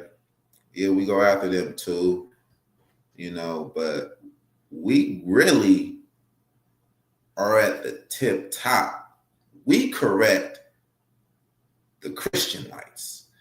The Christian lights are correcting the regular, and they're correcting and deceiving the regular Christianity Christians, right? But for the most part, what they do that is true is that they take a lost Negro out of the world and show him his identity as an Israelite. Or they will take a Christianity Christian that didn't know who he was as an Israelite and just believing that he's a Gentile. They would take him and give him his identity as an Israelite, right? So that's some good work that they're doing, but that's tainted with all of the falsehood and idolatry that they pour into the poor soul, right? So we, being at the tip top, the bigger brothers, we correct them. And they try. That's why they really don't want to deal with us. They don't want to give us fair debates. If we come on there live, they can let us come on there live and they want to mute us, talk over us, because they know what's up. They don't want to look bad. They know that, we got some stuff we can bring out, especially if you're sharp within the scriptures. We got some scriptures that we're going to bring out that'll really corner them, that'll really stump them. They ain't got no answers for, you know what I'm saying? So, before we get to that point, they want to stop us in our tracks, and be very petty and meticulous about certain things, just trying to cover up the truth, right?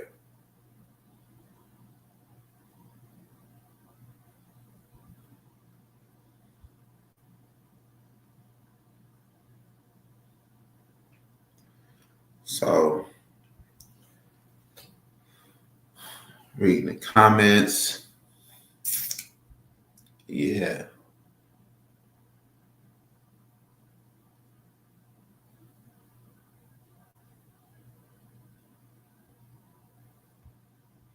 Yeah, real talk, man. How you promoting eating flesh and drinking blood around a bunch of people who is around Esau, Edom, who is known for eating raw flesh? And that's how you know that the Edomites created JC, because JC is into the things that they are into. Getting naked around men. That's what JC did. He took off his towel that was girding his naked body and started to wash the disciples' feet with it, being real submissive to men to that degree. Them Christian lights ain't gonna do that. So them Christian lights to wash each other's feet, they ain't gonna do that. No, the white man will do that. Right? The white man will do that, man. You know what I'm saying? He's effeminate. He's a natural born servant. So his fictional character JC does stuff like that, and back in those times with the Greeks, they had gyms where they exercised among other men, but naked. Yeah, they had gyms. That's what a gym was originally, exercising naked around other men. And that's their culture. That's their true culture.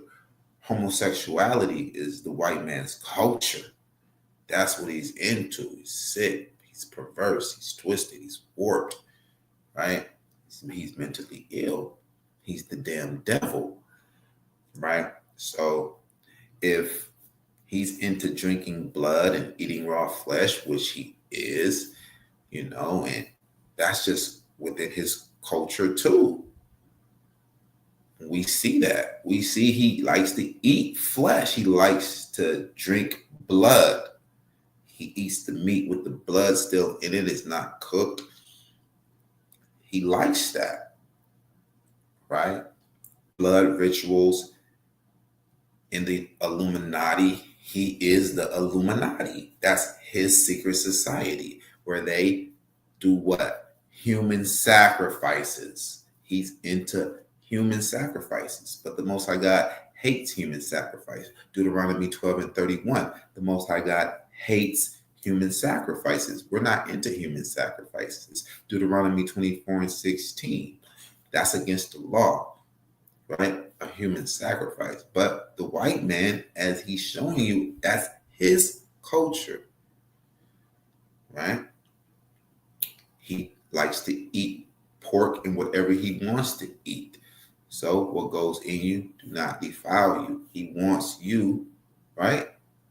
What goes in you do not defile you. That's what JC says. He wrote his fictional character up to say that, right? We're not moderate Hebrew Israelites that believe in a historical JC. We're not cultural Israelites that believe in a historical New Testament and you accept anything that has anything to do with the Hebrew Israelite culture. Because the New Testament, it piggybacks off of the Tanakh and it plagiarized the Tanakh. It's part of the culture. So it forced itself into the culture. It is making JC Israelite, right? JC JC is an alleged Israelite in the fairy tale gospel story, right? And and they're in Jerusalem. So that's how it becomes crocheted into the culture. And you got cultural Israelites, cultural Hebrew Israelites, that anything that is involving the culture of Hebrew Israelites, they accept it. We're not that. We're not Messianic Hebrews that believe in the New Testament and teaches the New Testament as a relevant part and a much needed part of our salvation. No, we are Orthodox Hebrew Israelites. What it's supposed to be. Torah Tanakh only. Right? That's what we are. Strict, Orthodox. What is genuinely, normally, traditionally accepted as a Hebrew Israelite. That is to serve the Most High God, Yahweh only, observing Hebrew scriptures of the Tanakh, right? And so, we can learn a lot from the Jewish people, even though Judaism is pretty much them blending in their own writings of the Babylonian Talmud. But, when you see how they reject the New Testament and some of them reject the Talmud, and they show that, they display that, that's what they're telling you. But it's like for the most part, when you look at them, you will say, they just keep the Torah, they believe in the Torah, you know. So when you look at them and you say, well, okay, they're trying to be Jews, they're Jewish. Ish is a suffix, right? And it means sort of, kind of, something like, right? Well, they're trying to be a Jew. Well, what are they doing? Because they never will sleep. They never was destroyed in captivity and lost the culture, lost, their identity as being Jewish. So they're trying to be a Jew. What are they doing? When you look at them, what are they doing? They're keeping Torah and they're rejecting the New Testament. They're trying to be you. They're trying to be us. And they are rejecting the New Testament. You got to look at that, man. Right? They're rejecting the New Testament and keep Torah. Why? Because they're trying to be a Jew. Why? Because that's what a Jew is supposed to do. Right? Ain't that what a Jew is supposed to do? That's what an Israelite's supposed to do. And they know that. Because they never lost the history of it. Right? We lost it. We was stripped of it. It was beaten out of us. It was slaughtered out of us in slavery. Right? So that's just another way to get on track of what you're supposed to be doing. That can kind of be like a shortcut, to kind of bypass some actual studying.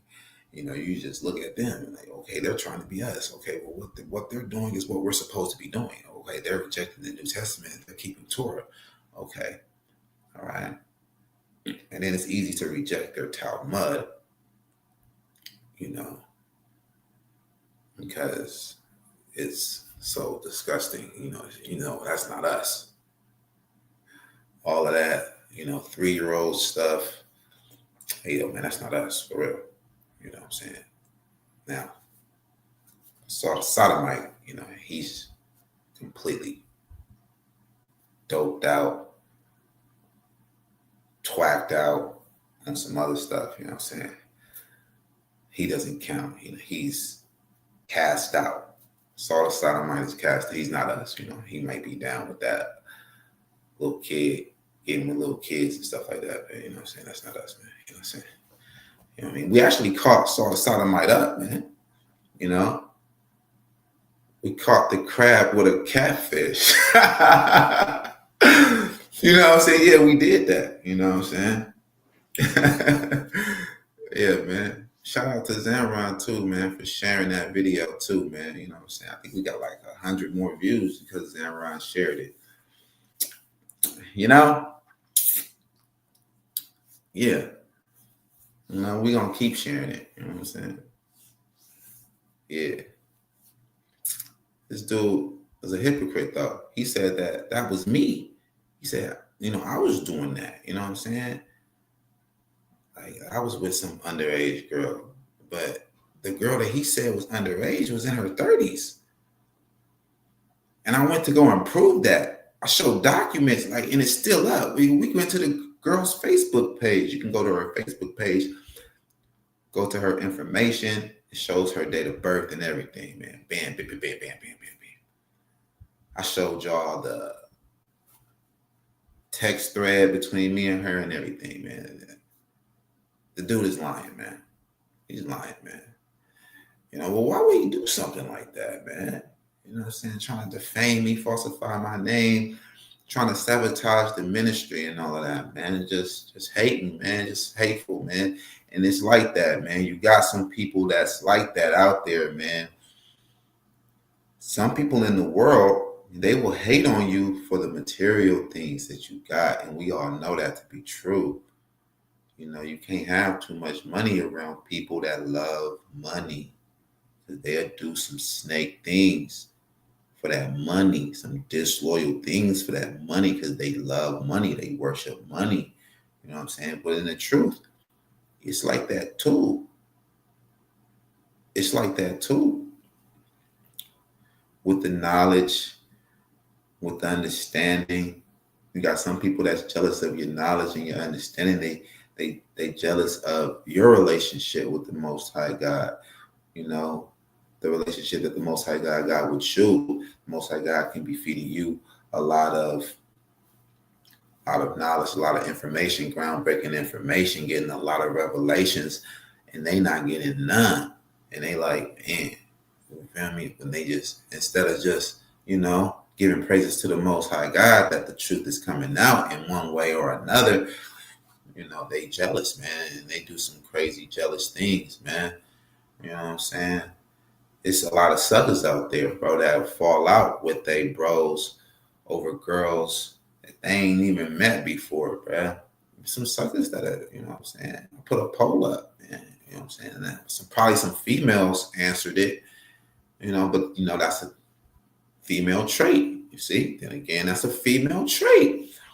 Females agree with stuff like that. You know what I mean? Go ahead. He treating some girl that you never even met wrongfully, and he's being mean to her. He's mean to her. He said mean things to her. So fall out with that nigga. You know what I'm saying? He ain't your brother no more. You know what I'm saying? You try to expose that nigga. Lie on that nigga. Bring him down. Crab in the bucket type of shit. Bring your brother down for a bitch. Oh, man, we ain't going out like that, man. Here at YOZ, man, we ain't going out like that, man. You know what I'm saying? Look, man, my brother bring out a judgment. If the priest bring out a judgment on a female, man, hey, yo, that's what it is, man. You know what I'm saying? Yo, he brought out the scripture. Bam, he bringing out scripture. Man, that's what it is, man. I trust my brother that he knows the scriptures, man. You know what I'm saying? Yeah, man, straight up. But you want to say that, but you want some hypocrite stuff, though. You know what I'm saying? Like, real talk. You want some hypocrite stuff. And it's like, I just had to expose that these dudes is hypocrites. But you got to be aware of these jealous people, man, with the evil eye towards your brother and all of that. You know what I'm saying? You got to be sucker ducking. You got to stay away from these suckers. You know what I'm saying? And especially a nigga that think he pretty, you feel me? I don't really be getting around. Like, I don't want them dudes around me, man. I don't be around with them niggas that be thinking they too pretty as shit. You feel me? Them niggas that do some crazy shit. Them niggas is like girls, They niggas be having like pretty beauty battles and shit. Like females be having beauty battles and shit. You know what I'm saying? Like a nigga constantly in the mirror. You know what I'm saying? Nigga talking about he a pretty boy. He got pretty boy swag and shit. You know what I'm saying? Them niggas is dangerous, man. They'll try to snake you. They'll try to snake you for your girl, man. They'll be thinking they looking at you and like they're judging you on how you look to the extent to where, they comparing your looks to their looks, and they're thinking in their head and in their heart, like, man, I look better than this nigga. How did he get this fine ass girl? How did he get a fine ass girl like that? Oh, I look better. I look so much better than him. You know, like, you know what I'm saying? Females be doing that shit. And they be doing that to their friends. Like, I know I look better than this bitch. How does she get a nigga like that? And they gonna test the nigga, man. Just to get more validation to that, more reassurance that they're prettier than their friend. They may not go to full extent to fuck the nigga, you feel me? You know what I'm saying? They might just, flirt with him a little bit and, and see he start biting, and then she'll be like, oh, I knew it. He would rather me. You know what I'm saying? That's the shit that these niggas be doing these days, man. You know what I'm saying? You got a friend that think he prettier than you, and he like, man, this nigga ugly, man. prettier than this nigga, man. How he get a bitch like that, man? Let me go. You know what I'm saying, man, I'm gonna go and pull her. I can pull her. I know I can pull her. I look better. You know what I'm saying? And he going, and you know, if the girl is really not locked in with you like that, man, you know, he'll sleep with your girl just to satisfy his ego, man. You know, it's just to stroke his own ego, man.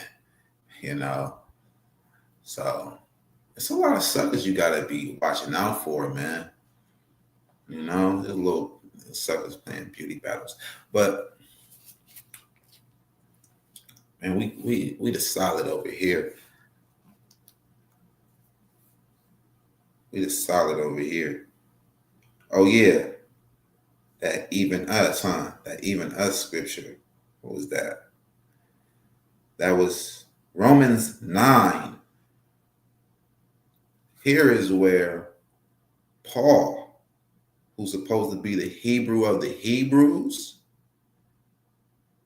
Paul, he adds himself in as a Gentile. He refers to himself as a Gentile. Right here, Romans 9, verse 23. We're going to start at verse 23. And that he might make known the riches of his glory on the vessels of mercy, which he had afore prepared unto glory, even us. So we know that Paul is writing to the Gentiles, right? And the Christian lights would like to say, well, these are Israelites that are Hellenized, all right? But Paul is saying to these Hellenized Israelites that, well, he must be Hellenized too, right? And it says,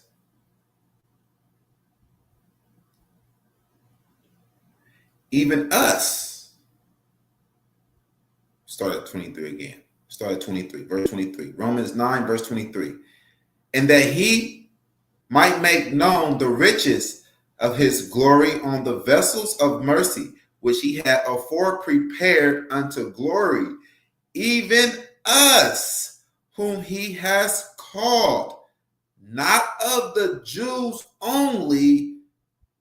So he's basically saying he's not of the Jews, he's of the Gentiles, because he says, even us, whom he hath called, not of the Jews only, but also of the Gentiles. So he's a Gentile, right? He just excluded himself from the Jews and said, even us, but also the Gentiles, right? But we know that Paul Marcion, this is a real Edomite in disguised through his pen as an Israelite. Okay. And then you go to Romans 16 and 11, he says that the Herodians is his kinsmen, and kinsmen mean blood relative, right? Yeah, man, we got so much knowledge, man. That's why we got our own college, man. YOZ University, man. It's YOZ school. Understand that? Yeah. And be on the lookout for Chief Priest Aluwan's his mixtape coming out, man. Yeah, man. It's real edifying, man. It's really educational, you know? Yeah. YOZ school, first semester. Yeah. That's volume 1, man. That's the first semester. He's coming with volume 2, second semester, and then the third semester, and then fourth semester. Yeah, man. The professor, Chief Priest Aluwan. Yeah, that's right, man.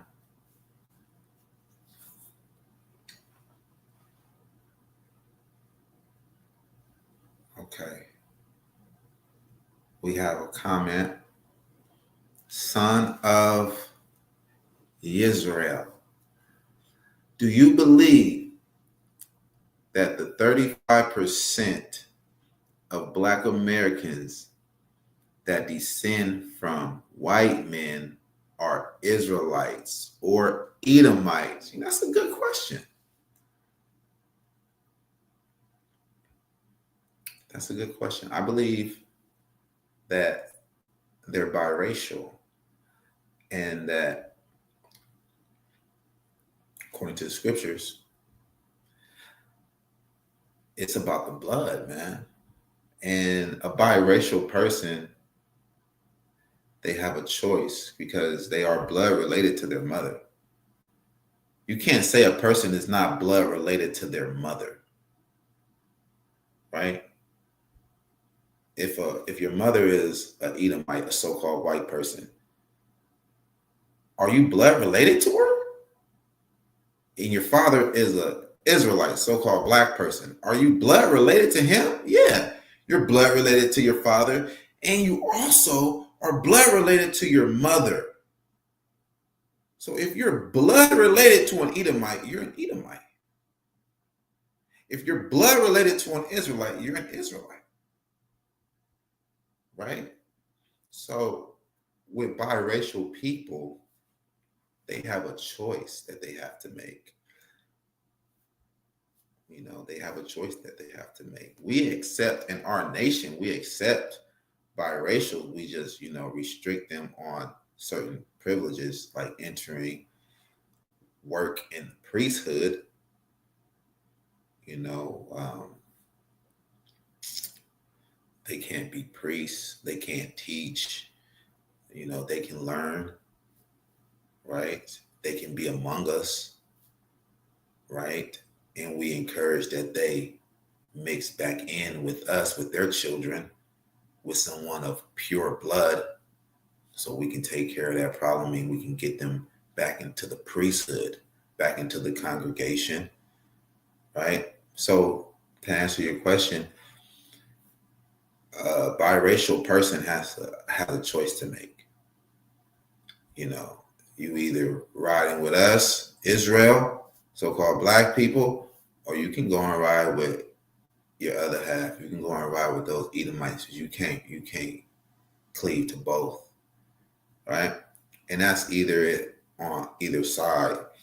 If your father is a white man and your mother is Black, you still have blood relations to us. So you have a choice to make. If you consider yourself Israel, you consider yourself a Black person, then that is what it is. And you're going to have to act like that, and you're going to have to reject them. And you have to cleave to us. And that's just the real true doctrine, man. That's not man-made doctrine, you feel me? That's according to the scriptures, you feel me? Straight up. Because we see that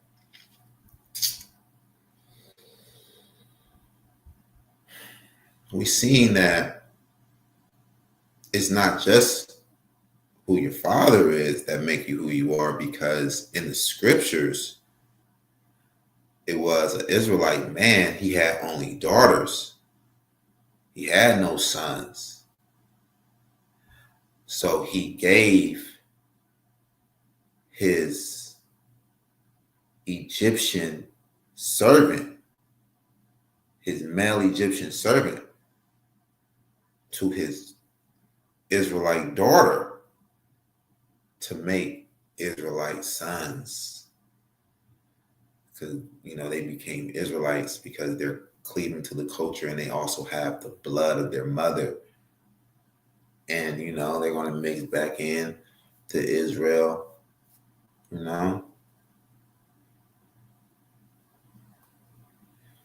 As far as DNA, we don't really get off into DNA too much because DNA is faulty, really. Like, what I mean? Trying to go back all the way back. It's DNA and all that, man. Come on, man. Right?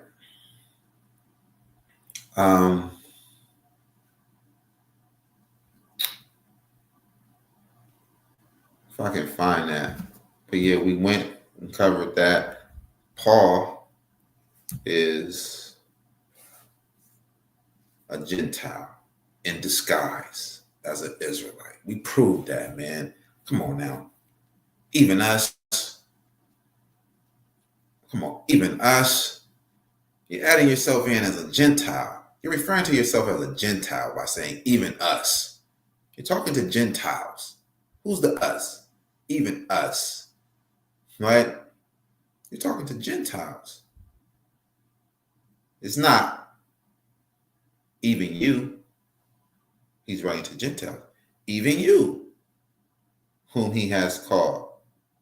Not of the Jews only, but also of the Gentiles. He didn't say that. He didn't say even y'all. He said even us, including himself as a Gentile. There you go. And that's in Romans 9. Right? So yeah, share the live. Share the live. Hit the like button. Share the live. Hit the like button. That's what you do. You just kind of get out of the chat by pressing the X, and you see the thumb up on the video. That button, the thumb up button. Yeah. Press it. And that's all you do. Bop. Press it. There you go. And then you come back into the chat. You come right back into the chat, bring it right back up. That's what you do. You know? Get in the rhythm of the algorithm. You feel me? Get us in the rhythm of the algorithm. You know? Yeah. Move with the movement. Or move along. Move with the movement or move along. You know? And we going strong. Anybody want to come up and say anything?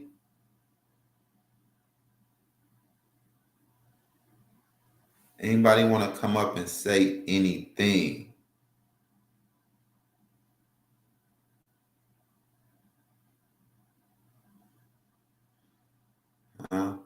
Anybody want to come up and say anything? Anybody have any more questions? Any questions, comments, or concerns?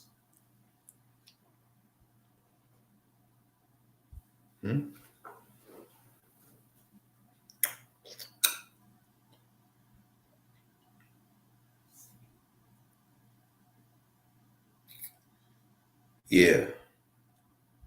Make sure y'all go and pick up those books that I wrote. They're available on Amazon.com. I published a few books, about 4 or 5 books. 5 books, right? We got the Gospel of High Priest called Halal.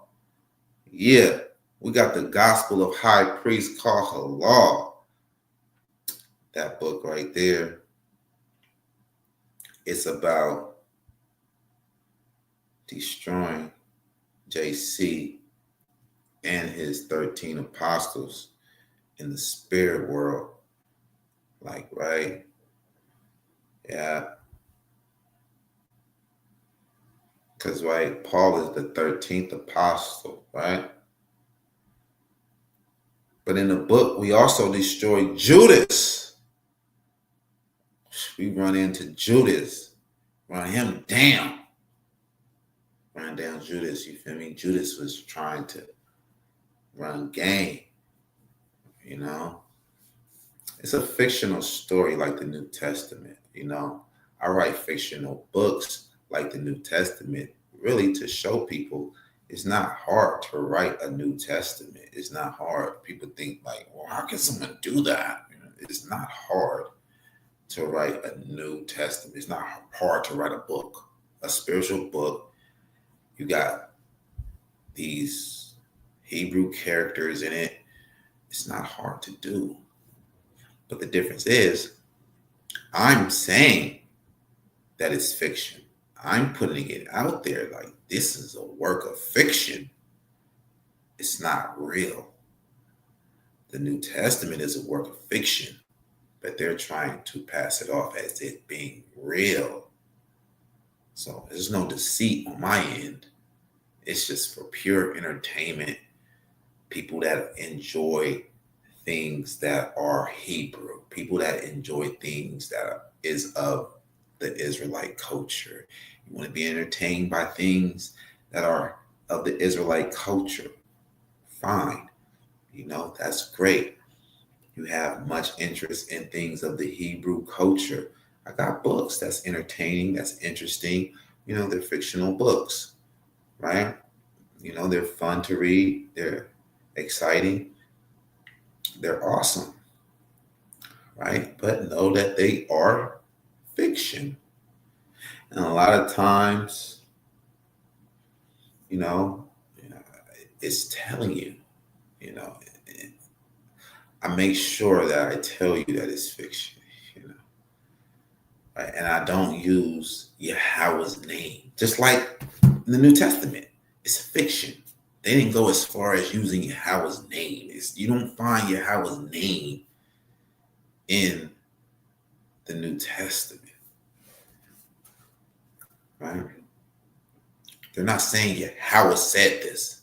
They're saying Father, Lord, God, God in Greek, meaning an unknown deity, right? It's fictional. And I'm not using Yahweh's name, right? I'm not using his name. I'm not using Yahweh. You don't see Yahweh. You don't see Yahweh in the books that I write. You might see Yah. You don't see Yah. You might see Most High. You don't see Yahweh, right? We're not doing that, you know. His name is sacred. His name, Yahweh, is he that exists. He's real. He's real. For real, for real.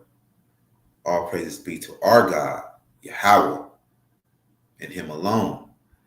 Yo, and I know the Most High God is proud of us, man.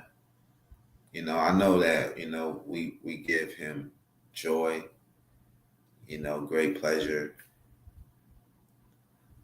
you know, he's a God of knowledge.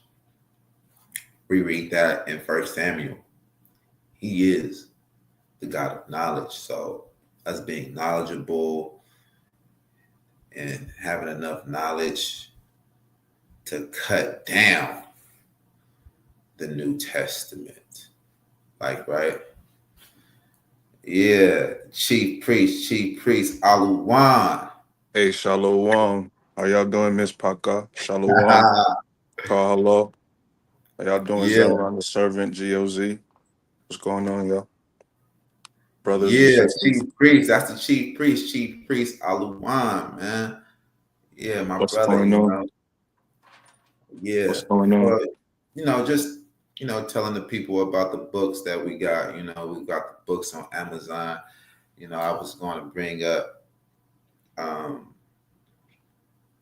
some scriptures that one of the saints was bringing out.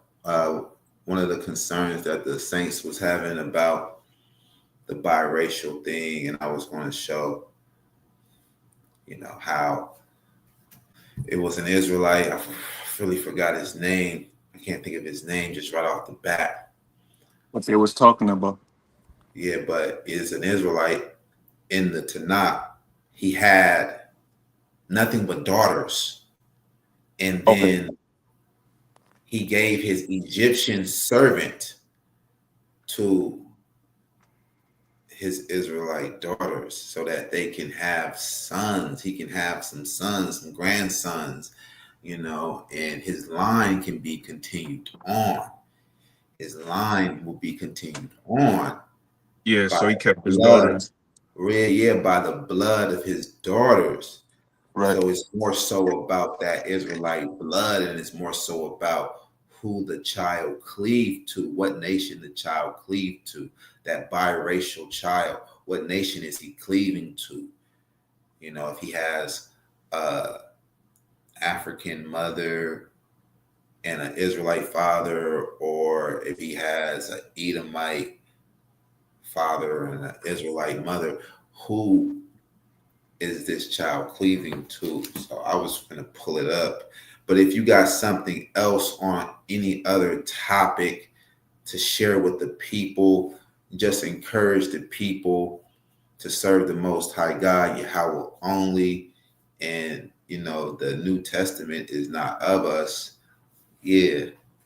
A lot of times I think we do so much, man, we can't belittle our own actions, you know? Um, it's nothing to serve the one true God. A person in their heart, even before they know of the name of Yahweh, that our people have carried for generations, a person in their heart should already be seeking out for the righteousness of the one true God. You know what I'm saying? If anything, if they've never known the name of Yahweh, eventually it's gonna come in their life. You know what I'm saying? That's like that's his standard. Or not like Israel is his standard. Israel has his name. Israel maintains his laws, his edicts, his doctrines. We had the preservation of these scrolls for thousands of years.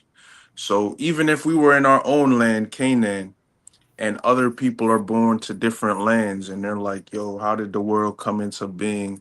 They're hearing all these famous people in their territories name of men and women of renown, but who is over them? In their heart, a person should already be seeking for the one true source of power, right? Even if they didn't know Yahweh's name, they're still gonna eventually Yahweh's gonna call them to him. So I don't want us to belittle our work. You know what I'm saying? Because we put in so much righteous work, brothers and sisters, that are Torah Tanakh only. Plus, we got to fight these dang Christian lights. Where it's basically a fight now. And let me not spark up the war, but I would spark up the war. I most likely will be one of the ones sparking up a war with them because it's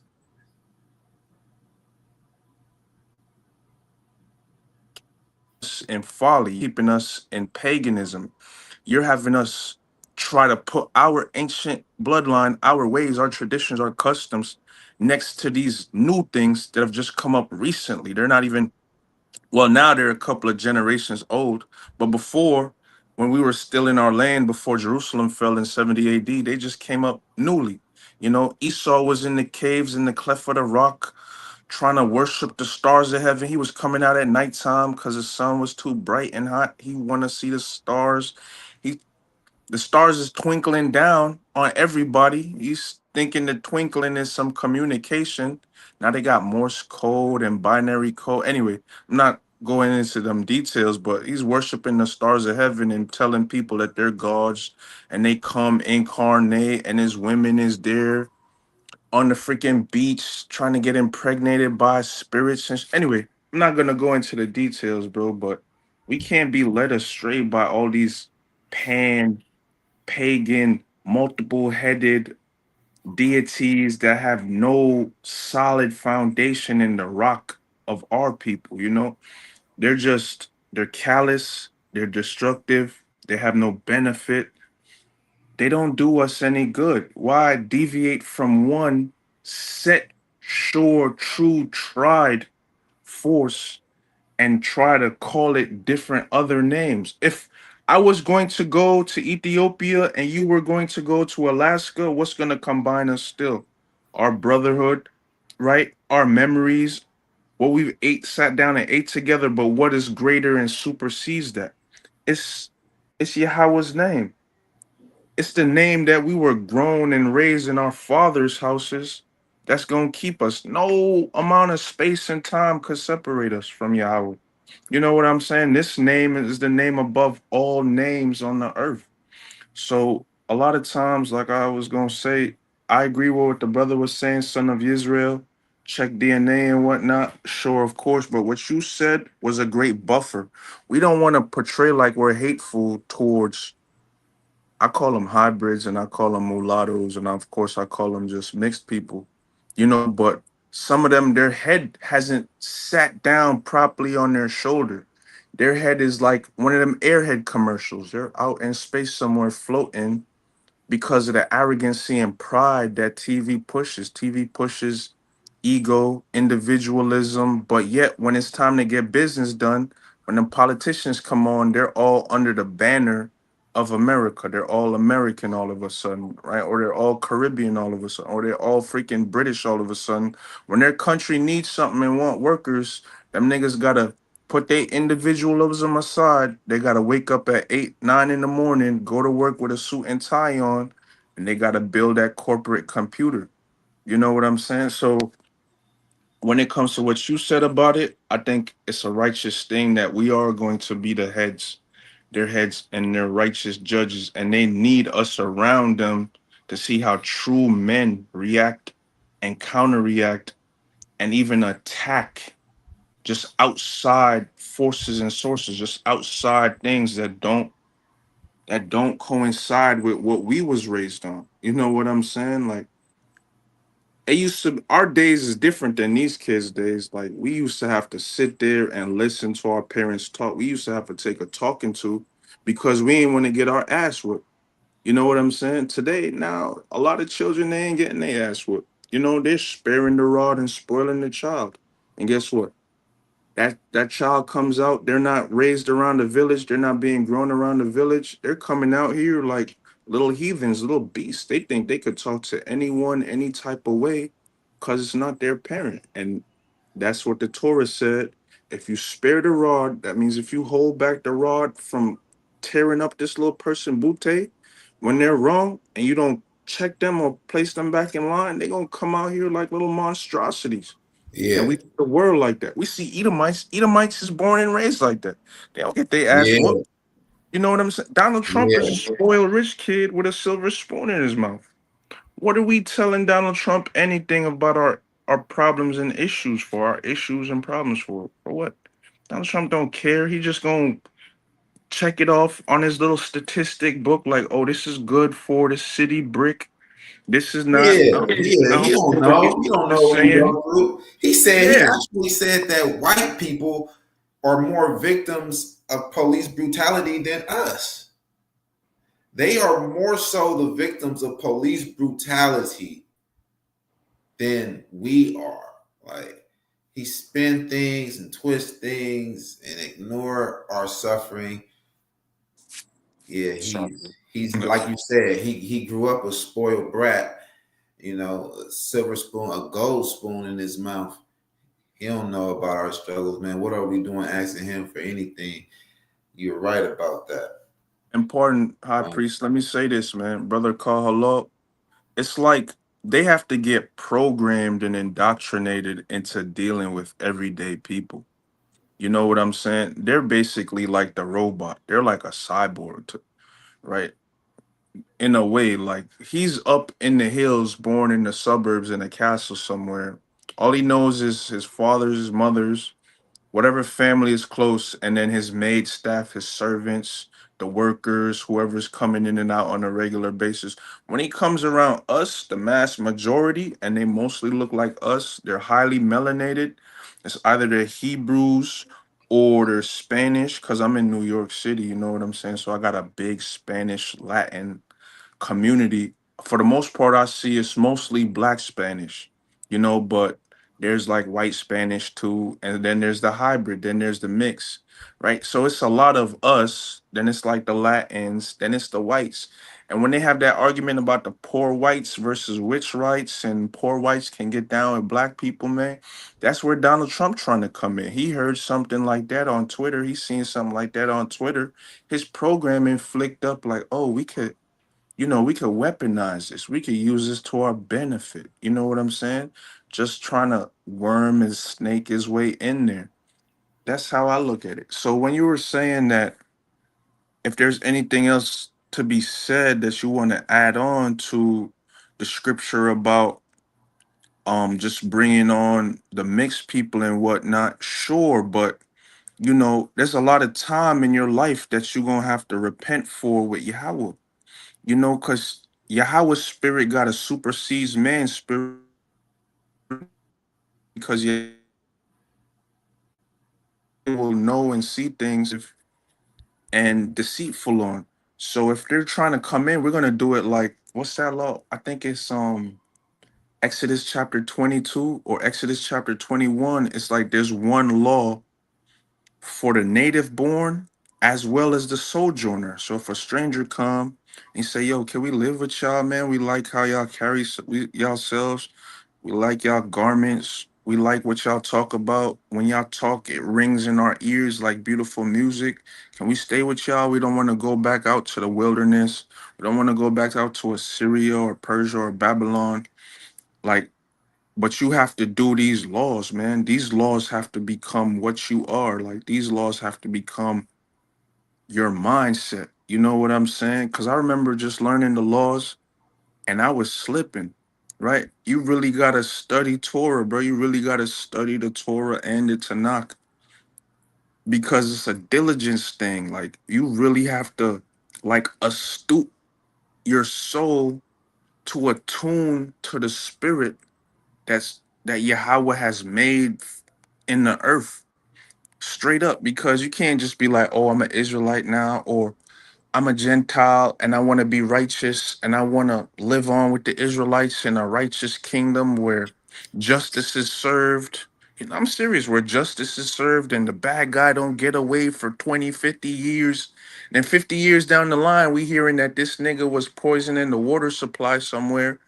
I don't want that type of world, bro. So they're like, yeah, but you really have to be diligent for this, man. You think Yahweh ain't see mankind from the beginning to now, where we are close to this kingdom's end, not the earth's end, but this kingdom's end. Yahweh knows that Yahweh knows stuff about mankind we don't know about ourselves, bro. You know what I'm saying? So it's like that, man. I think we can't belittle our work because I've been noticing for years, like brothers and sisters, they come on here and they be putting out a lot of information, massive amounts of information. You, Zamran, all these other brothers I used to they're mostly New Testament, they're mostly Christian Israelites, but like every week, every 3 days, if not twice in a month, they're dropping information that is totally against the usual program system, the system programming, and it's just like you don't hear this nowhere else. And then from the viewpoint it's coming from Jacob's bloodline. And if it's not direct Jacob's bloodline, it's coming from the stranger looking like some Latin or something like that that's been raised around us, and they're saying like, "Yeah, man, I see what you're going through. I agree with that. That's wrong.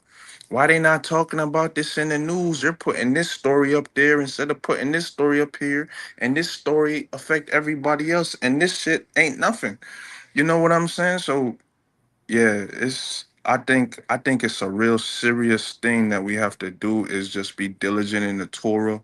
Take Yahweh's name serious. Don't be vain on Yahweh's name. Don't just be saying, I'm gonna call he that exists, and it just be, oh, English, he that exists. You calling on the entity above all entities, bro. You calling on energy force you may not know what to deal with, bro. You're not calling on, I'm gonna put a coin in the machine and get the same reaction every time I put the coin in the machine, bro. You calling on you calling on Yahweh's name. Like it's the name that Moses left that Yahweh told to Moses to give to us. Because remember, Abraham and Isaac and Jacob wasn't calling them Yahweh. They was probably speaking in the original tongue. Moses was given this name to give to us for the times that we was coming in, because we about to come in amongst all the other nations. Now the nations is blooming. Most nations is blooming. They're in their lands. They're doing shit. They're in who knows what. You know what I'm saying, brother? Yeah, I was like, I'm gonna give you some. I'm gonna give you my name, man. You know what I'm saying? You Yeah, can't just take this light like like it's yeah. nothing, man. How It's gave the us real life. his name, man. Yeah, his name was revealed to the Israelites. His name was revealed to the Israelites. That's a big thing. That's a big deal. Yeah. He said, look, this is my name. Right. So yeah, that's very important. We can't take his name in vain, man. We can't take it as a light thing, man.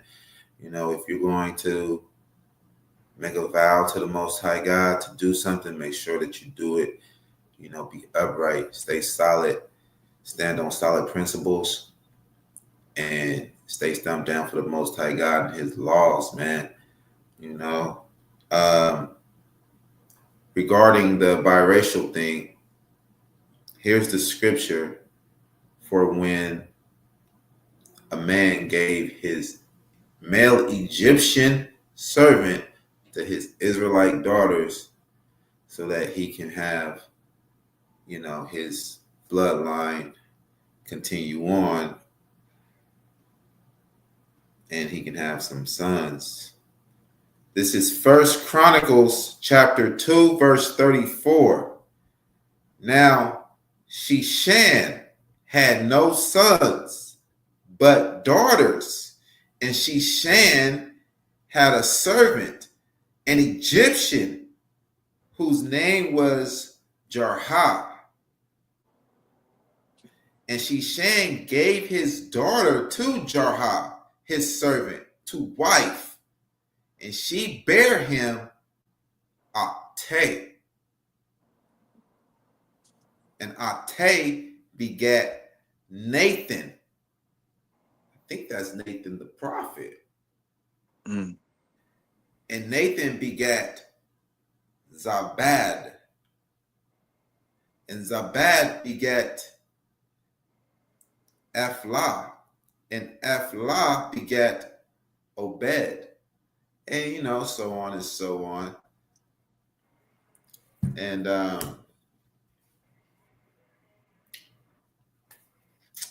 you have it. So we see that's why would he do that if it didn't matter? If it didn't matter, like I'm just gonna be giving you to my daughter, and my bloodline is going to be wasted and not continued on anyway. Why would I do that? I might as well just go ahead and let her marry an Israelite in the town. But he was comfortable with the Egyptian servant, and he understood that it's about who you cleave to, what side of the bloodline you cleave to when you are a biracial person. And when we go to the law says to not join with these people. Do not join with the other nations. Why? Because they will turn your children away from serving the Most High God. So the Most High God is concerned with these children. Why would the Most High God even be concerned if these children are idolaters or not, if they are not Israelites? So these children, they are Israelites, the biracial children, and they belong to us so much that the Most High God is concerned with them.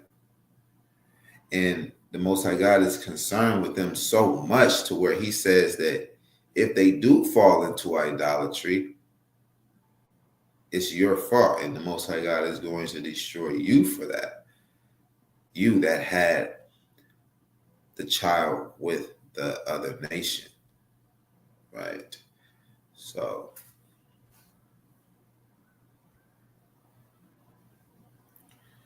right. So, yeah,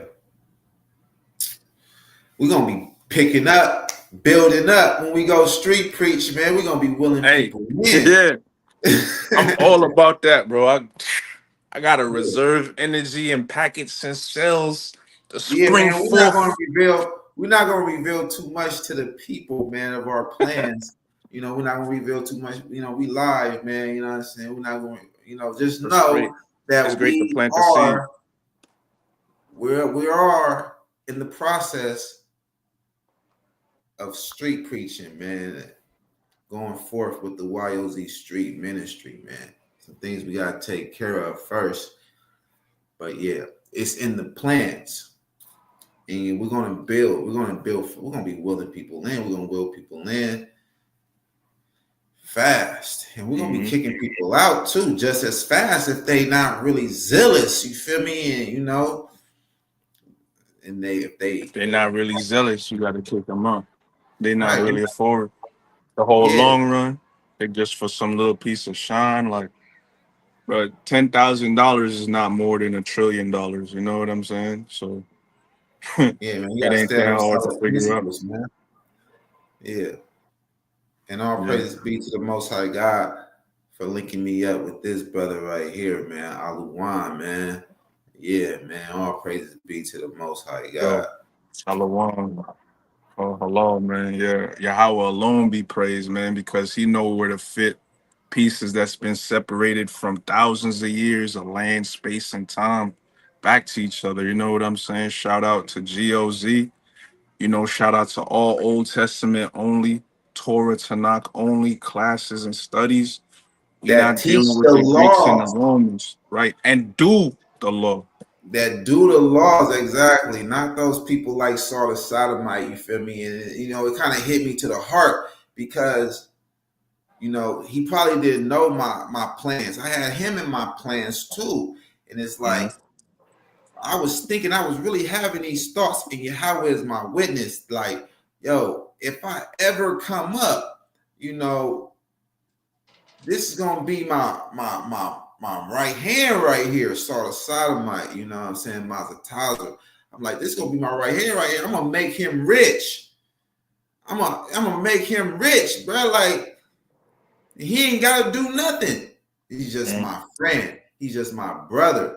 You know what I mean? And those were the thoughts that's in my head. And those are the thoughts that I have for people that I really rock with. And see, he didn't even know these thoughts that I was having. You know what I'm saying? He should have known because, you feel me? I told him, I was like, bro, like, I love you, bro. You know what I'm saying? We said we loved each other, brotherly love. We had brotherly love for each other many times.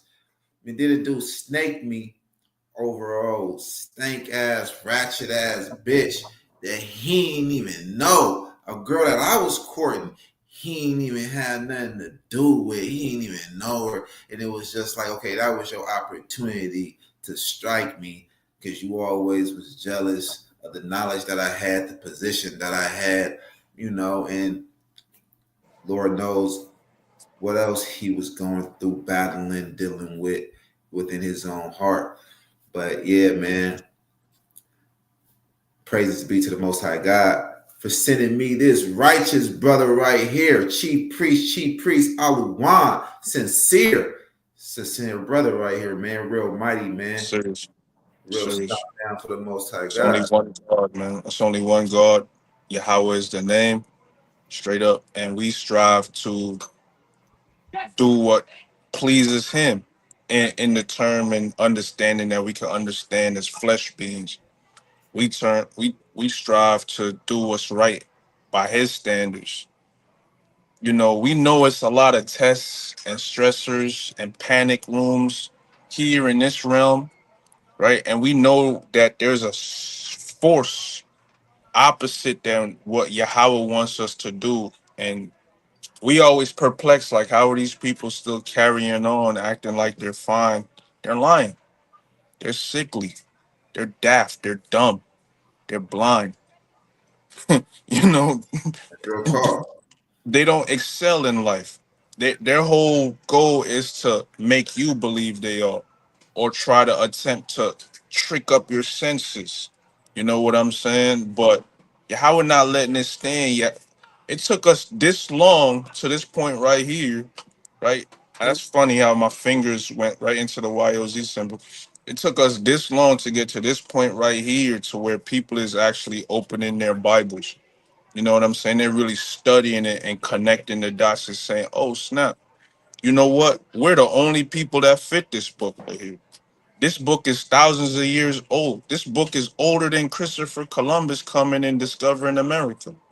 Now everybody think they some gangsters and they heard NWNA. Everybody wants to be a derelict. They don't even know where gangsters started from. Gangsters was an attempt to keep all these KKK Ku Klux Klan members, these old Confederate soldiers, from coming into villages and towns looking like Rosewood and Redwood. You know what I'm saying? Like, once they got, once soldiers that was our people got free and they had their own guns and pistols, you wasn't doing the same shit you was doing in whip days and cotton picking days. You know what I'm saying? They was terrified of this. right? So they went to their government, like the movie Wild Wild West. They went to Washington D.C. Their whole plan is like, yeah, we're gonna continue the world domination, but at the same time, we want to keep the sons of Jacob down. They ain't tell us this. We're running around thinking we just got our freedom. 1835 for the Caribbean, 1865 for America. So they say, that's what's written on paper. So they say, but we know as long as we under their yoke, paying taxes to them, we ain't never free. They constantly try to fear and pound us. This is what I want the congregation to remember. They're always trying to scare you to make you second guess and doubt. You know what I'm saying? Always trying to scare you to make you second guess and doubt. Don't never doubt Yahweh. You Don't know never what I'm doubt saying? Yahweh. Don't Don't never never doubt doubt Yahweh. Yahweh. That's right, man. That is I true. learned that. I Yeah, learned man. that possibly just from being in this zone of YOZ, just talking to like-minded brothers, just reading and listening to people talk. That was Torah only. I wasn't learning this from no GMS. I wasn't learning this from no other camp, no HOI or nothing. When Yahweh talk, ain't no asking question. You sure, Lord? Nah, that's not Yahweh, man. You know what I'm saying? When Yahweh talk, you better fill whatever space and position he just made available, because he not gonna push you there to kill you. He already gave you enough muscle matter and brain cunning to be like, nah, you could pass this, bro. He's just not gonna tell you. Maybe, I don't know. I'm a fleshly thing. I don't know, but maybe at the end of it, he come out and say, you might not say nothing. He's like, on to the next one. I'm worried about people in Decatur, Georgia right now. You already did what you were supposed to do. You know what I'm saying? When Yeah, Yahweh these. talk, man, ain't no action, no questions. Like, because we love when somebody talk, we so used to it. We so used to doubting and fearing our own people or not having no faith in them and belief in them. And that's part of the devil's tactic. We don't have no faith in our own people. But when Yahweh Yeah, talk, it's something different, bro. You that's real better talk. jump up fast times 10 and do the task. We don't have no faith into our own people. It's like a so-called black person tell another so-called black person something, he won't believe it until the white man confirms it. The white man say the same thing, he believes it.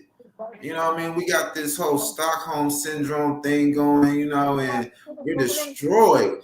But this truth is building our people back up, rebuilding our people, restoring our people, resurrecting our people.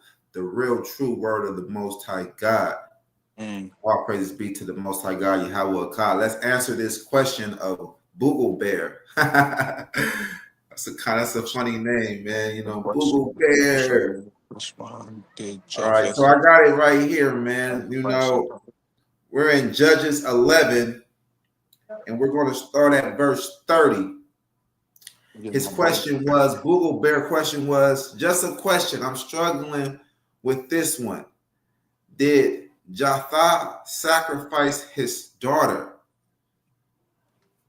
Okay. Did Jephthah sacrifice his daughter? We go to Judges 11, and we're going to start at verse 30. But look, check it out. The Most High God is not down with human sacrifice. So if this is your question and you're like, well, wait, the Most High God, is down with human sacrifice. Look, we're going to give you the understanding right now. What was that chapter? You said Judges what? It was Judges chapter 11, and we're going to start at verse 30. And Jephthah vowed a vow unto Yahweh and said, if thou shalt without fail deliver the children of Ammon into my hand, then it shall be that whatsoever cometh forth of the doors of my house to meet me, when I return in peace from the children of Ammon, shall surely be Yahweh's, and I will offer it up for a burnt offering. So Jephthah passed over unto the children of Ammon to fight against them, and Yahweh delivered them into his hands. So we have to notice that the Most High God did not answer him when he made this vow. The Most High God didn't say, yes, that's acceptable. Yes, do that. This is him on his own accord, his own will. And Jephthah is ignorant to Torah. We must say that,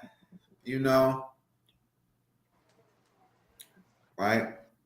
So, verse 33, and he smote them from Aurora even till thou come to Minnith, even 20 cities, and unto the plain of the vineyards, with a very great slaughter. Thus the children of Ammon were subdued before the children of Israel. And Jephthah came to Mizpah unto his house, and behold, his daughter came out to meet him with timbrels and with dances, and she was his only child. Beside her, he had neither son nor daughter. And it came to pass, when he saw her, that he rent his clothes and said, Alas, my daughter, thou hast brought me very low, and thou art one of them that trouble me. For I have opened my mouth unto Yahweh, and I cannot go back.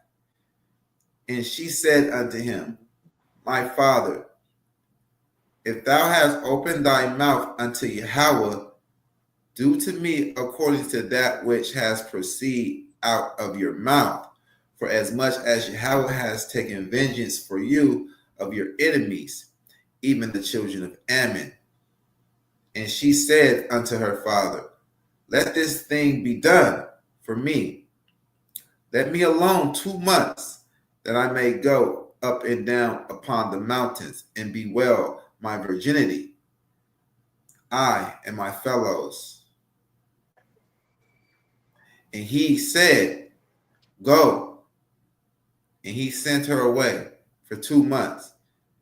And she went with her companions and bewailed her virginity upon the mountains.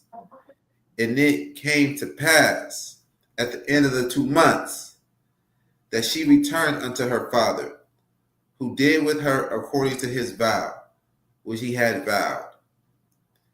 And she knew no man. And it was a custom in Israel that the daughters of Israel went yearly to lament the daughter of Jephthah, the Gileadite, for days in, for 4 days in a year. So we see that the Most High God did not ask for that. The Most High God did not respond to him to do that. He did that on his own will. And we also see right here in verse 40 that was not a custom in Israel. It was very rare. And the daughters of Israel were very upset with him. And they were upset about the whole situation, so much that they lamented her yearly, 4 days in a year. So that was a rare thing in Israel. It was really pretty much unheard of.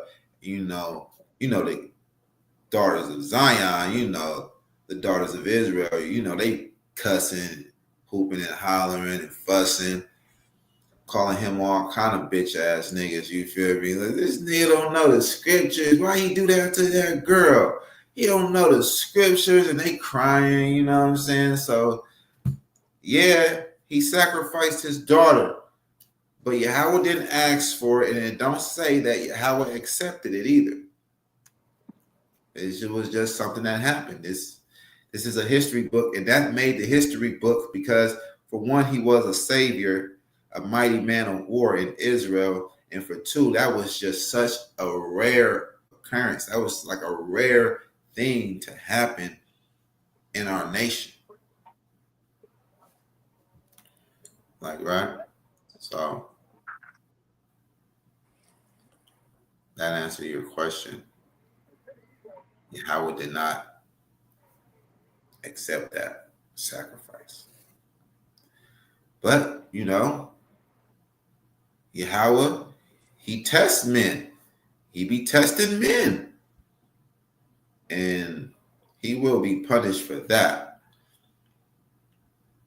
You know? Yahweh be testing men.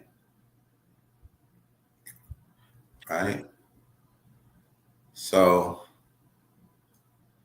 yeah, we've been live for 3 hours, man. We've been live for 3 hours. That's all right. That's all right. Some real truth on the radio waves for 3 hours is not bad at all. Some real truth. Yeah.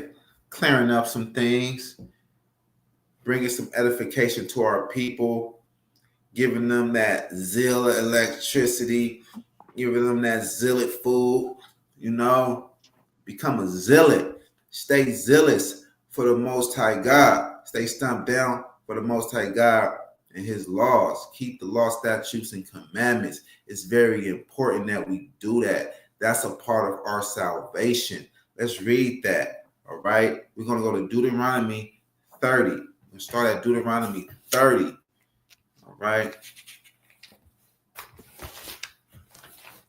We're going to read that.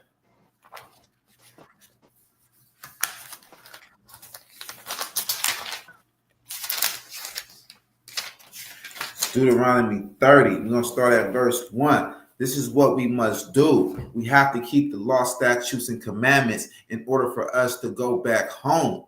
We're trying to get back home to the Most High God, right? We're trying to, be in the presence of the Most High God. We're trying to be in our own land. We're trying to be governed by the Most High God. Not by these Edomites, not by these damn heathens, so-called white people that hate us. You know what I'm saying? You are an Israelite. Our people are Israelites. So-called black people, we are the Israelites. All right? Stand up and be an Israelite, a true Israelite, a Hebrew. Observe Hebrew scriptures only. All right? Yeah. Let's go to Deuteronomy 30. This is what is required of us. This is what is required of us in order for us to get our salvation. And this is why we have to be zealous for the Most High God's laws. Go ahead, Chief Priest. Deuteronomy chapter 30, verse 1.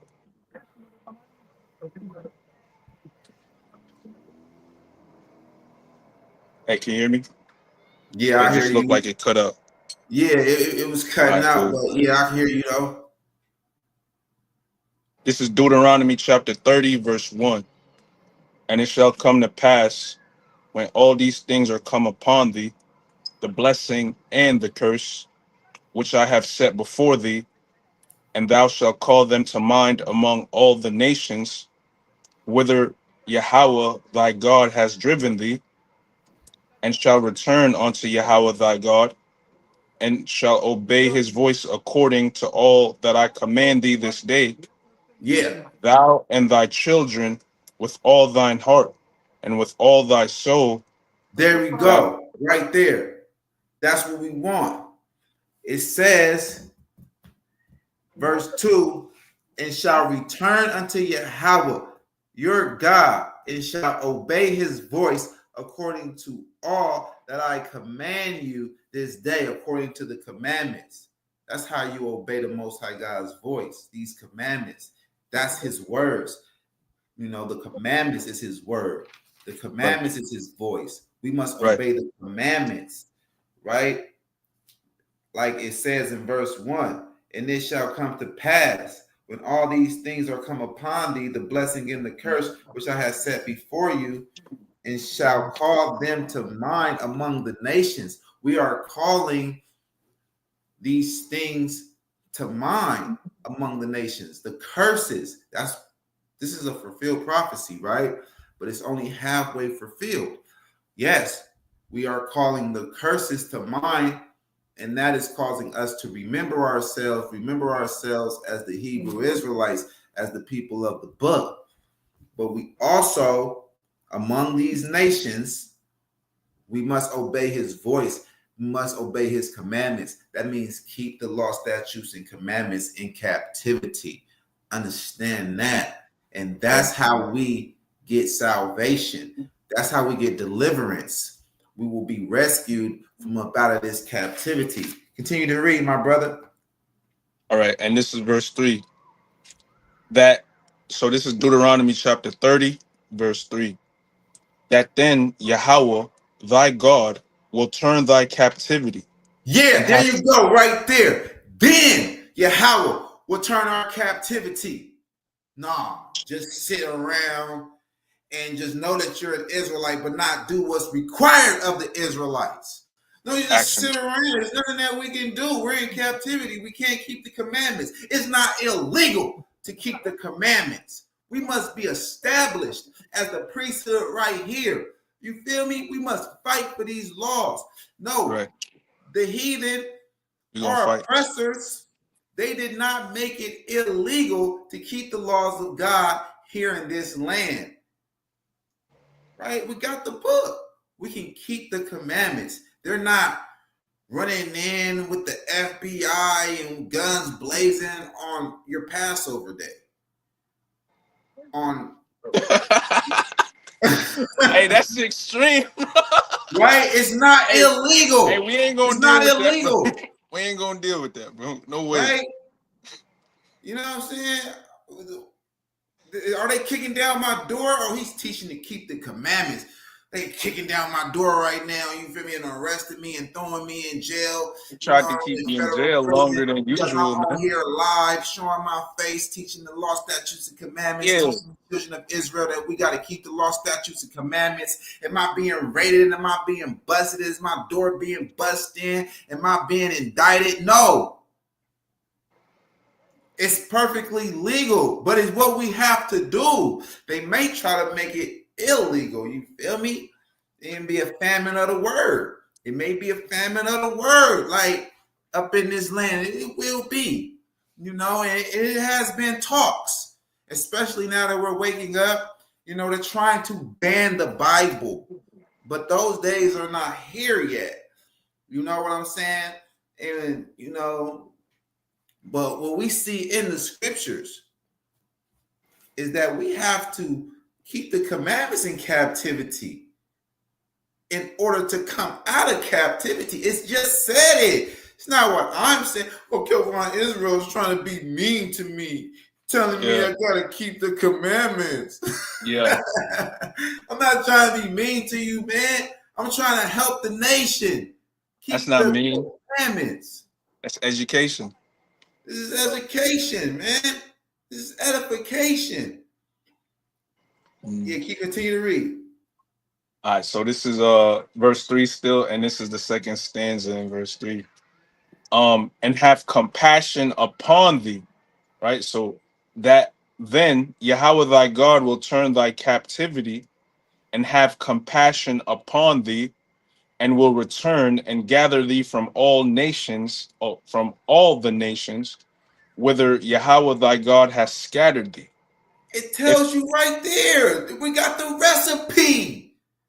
But then we got these false teachers like Saul the Sodomite and others like Portia, the million of a million, teaching that you can't keep the law, statutes, and commandments in captivity. Well, how are we going to come up out of captivity? Because you're teaching directly against Deuteronomy 30, bruh. How are you teaching against it? This is the Torah. This is law. This is what law, we have to do. This is law, bruh. There's yeah, no way of getting around it. there's no way in getting around it. That's what your flesh needs. Yeah. Like for Yeah. real, it's what your flesh needs. For your flesh to get up out of this captivity.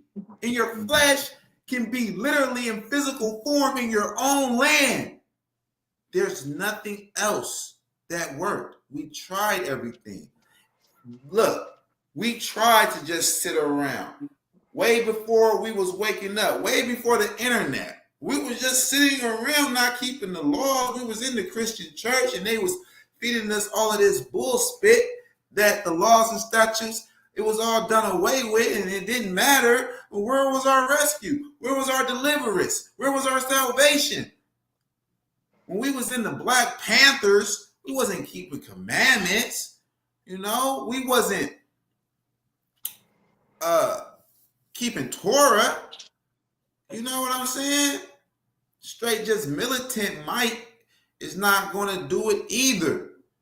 We must keep these commandments. Right.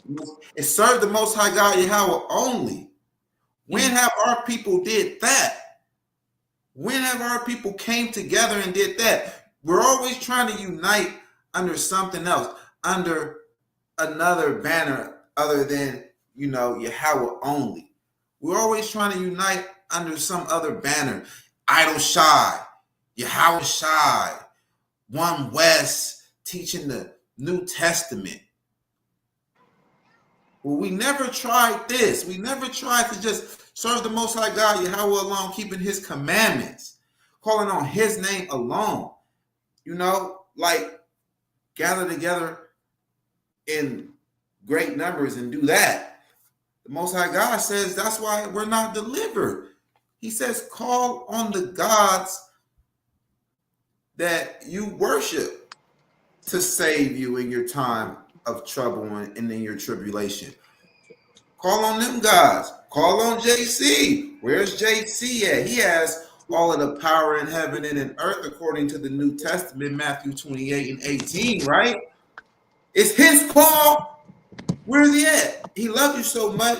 It's his call. That's what majority of our people are worshiping. It's his call, right?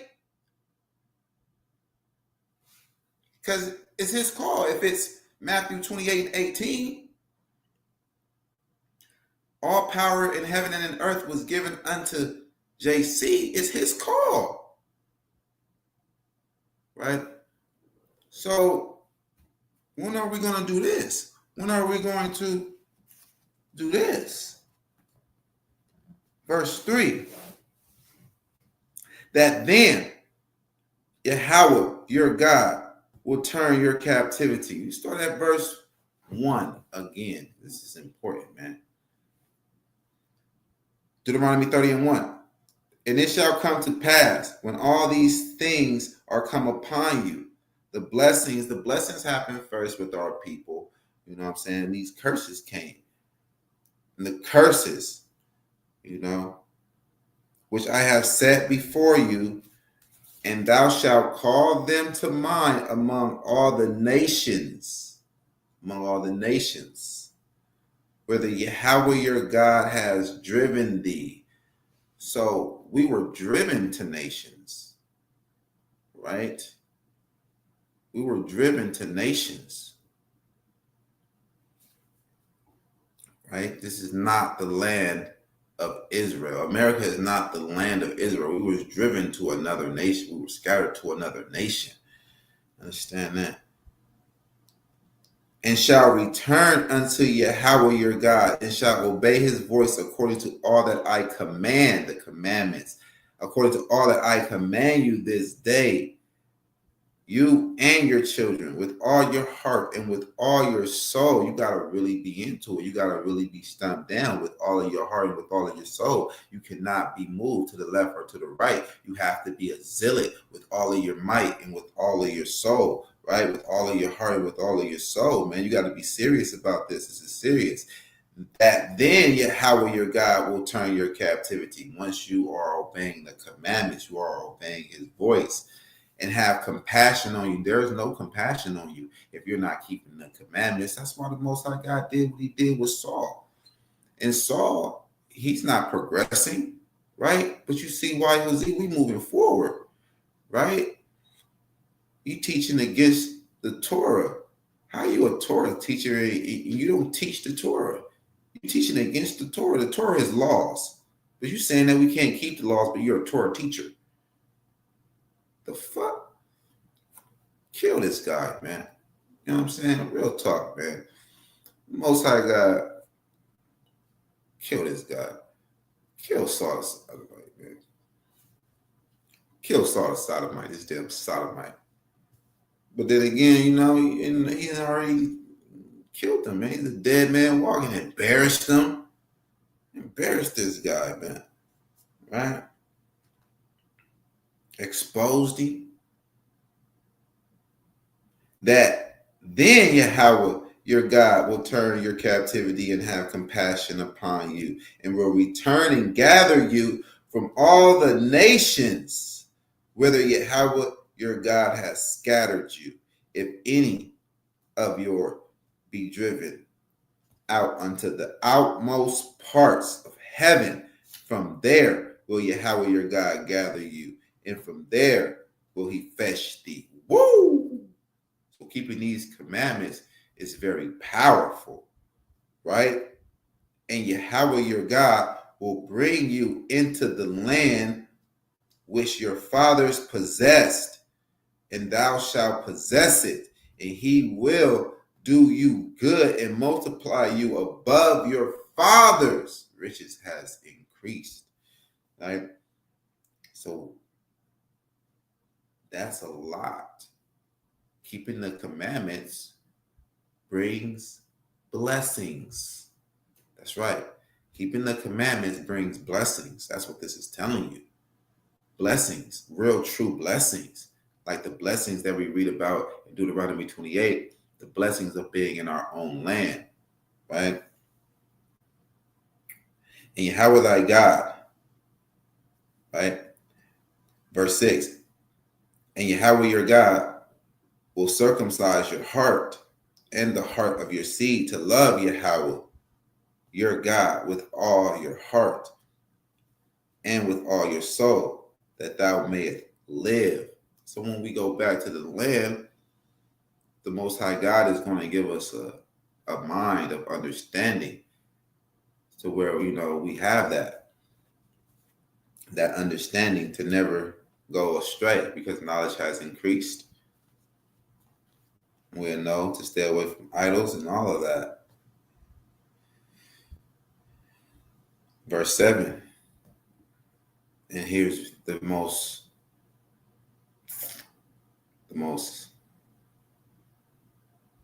exciting part.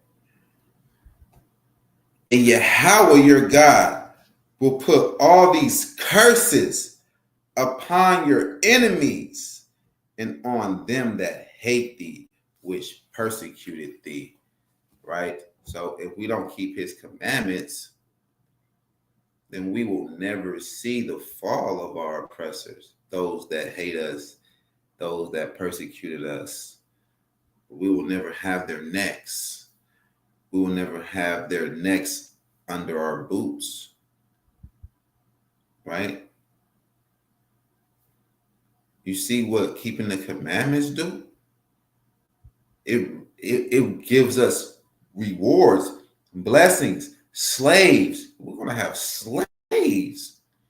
Yes, so-called white people that persecuted us and hated us are going under the curses.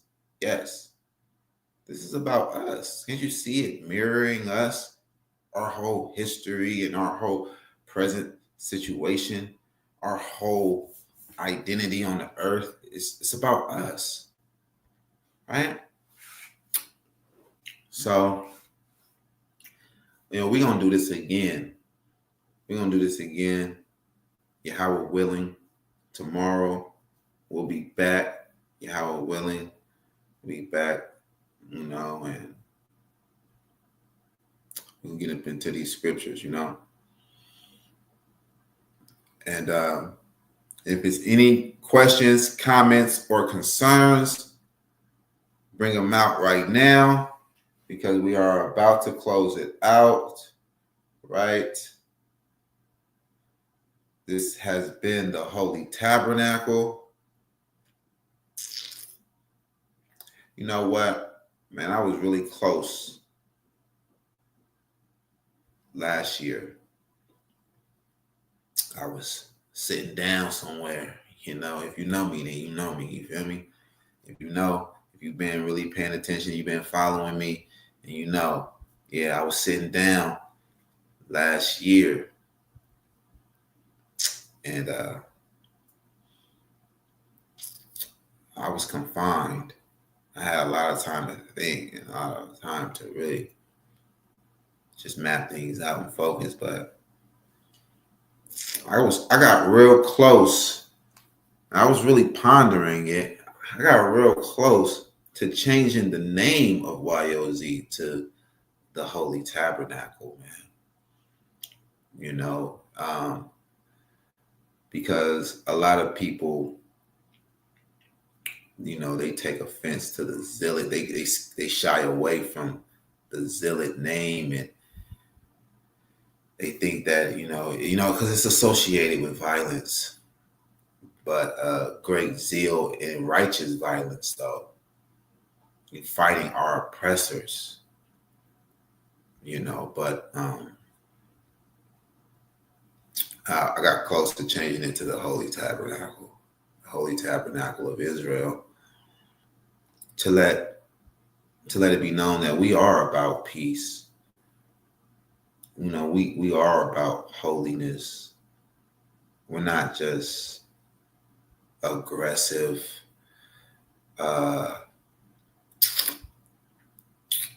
ruthless killers or anything like that. You know what I'm saying? Nah, we are really about these scriptures, but I just came to the conclusion that the name is good enough. The name, it represents peace. It does. The name already, YOZ, because we're not the ancient zealots. We are the new zealots, and we're zealous about our studies. We're zealous about reading the Torah. We're zealous about keeping the commandments. And we're zealous about bringing our people under the banner of the Most High God, Yahweh Akkad, getting our people to see that what y'all believe is salvation is really condemnation, is really idolatry. The New Testament, the Quran, is idolatry. So, yeah, man, we the righteous zealots, even though the ancient zealots were righteous too. And when it is time to destroy the wicked, we all about that action, man. We all about that action, man. But we are not a violent congregation. We don't teach carnal violence to go out there beforehand, to go out there and jump the gun before the Most High God gives the go. We don't do none of that, man. We ain't promoting no violence, no terrorism, even though, we have a book out about the zealots, and we're slaughtering a bunch of people, a bunch of Romans, you know what I'm saying? But it's like a time travel. We're time traveling back to the time of the Romans. The book is called Zealots That Conquered Rome, and we time travel back to the time of the Romans. And I got a lot of people in that book, and a lot of people that's living today in the book. And, they're the same people back then, right? Just, it's really interesting, but it's like a time travel. It's like sci-fi. It's a fictional story, but it's a lot of killing in that book right there. It's a lot of righteous slaughter, and we also take hits. It's a battle. It's a war. And it's basically like altering history, changing history, going back to change history, right? And we also got a song out there on Apple Music. It's an EP. It's called Domestic Terrorists, but it's all artistic. It's all creativity. and it's pretty much prophetic. We're speaking about the prophetic judgments that the Most High God has in the scriptures. That's what the music is about. And it's entertainment. It's not meant for anyone to go out there and commit any violent acts on your own will, on your own accord. It's prophetic judgments. That's what the music, domestic terrorism is. Domestic terrorist is prophetic judgments that we read about in the scriptures. That's what I'm rapping about, the prophetic judgments, not going out there because I'm so angry. Yes, oppression makes a wise man mad. Oppression makes a wise man mad. But a wise man is still a wise man. It's okay to get angry, but sin not. Right? It's all right to get angry, but sin not. Man. And we just want the congregation to grow so that our people can be edified. Our people can have knowledge of self. Our people can have knowledge of the Most High God. Our people can have knowledge of Torah, and do what's required to get up out of captivity, and let's work together in this ministry, in this priesthood, the true priesthood right here in the Daughter of Babylon, YOZ, sharing this information, and we're going to bring more people in. And we got to fight these shadow bands together because they don't want this to go out, right? Just like you heard the chief priest say, Chief Priest Aluwan, he said that they are sowing seeds of doubt in your mind. They're trying to get you to doubt. They're trying to get you to be discouraged, and they are smart. They are good at what they do. They are good at being serpents, being deceitful, being cunning. They are very skilled in deceit. We have to understand that, all right? All right. And we're giving all praises to the Most High God, Yahweh God, no Bahashem. Understand that?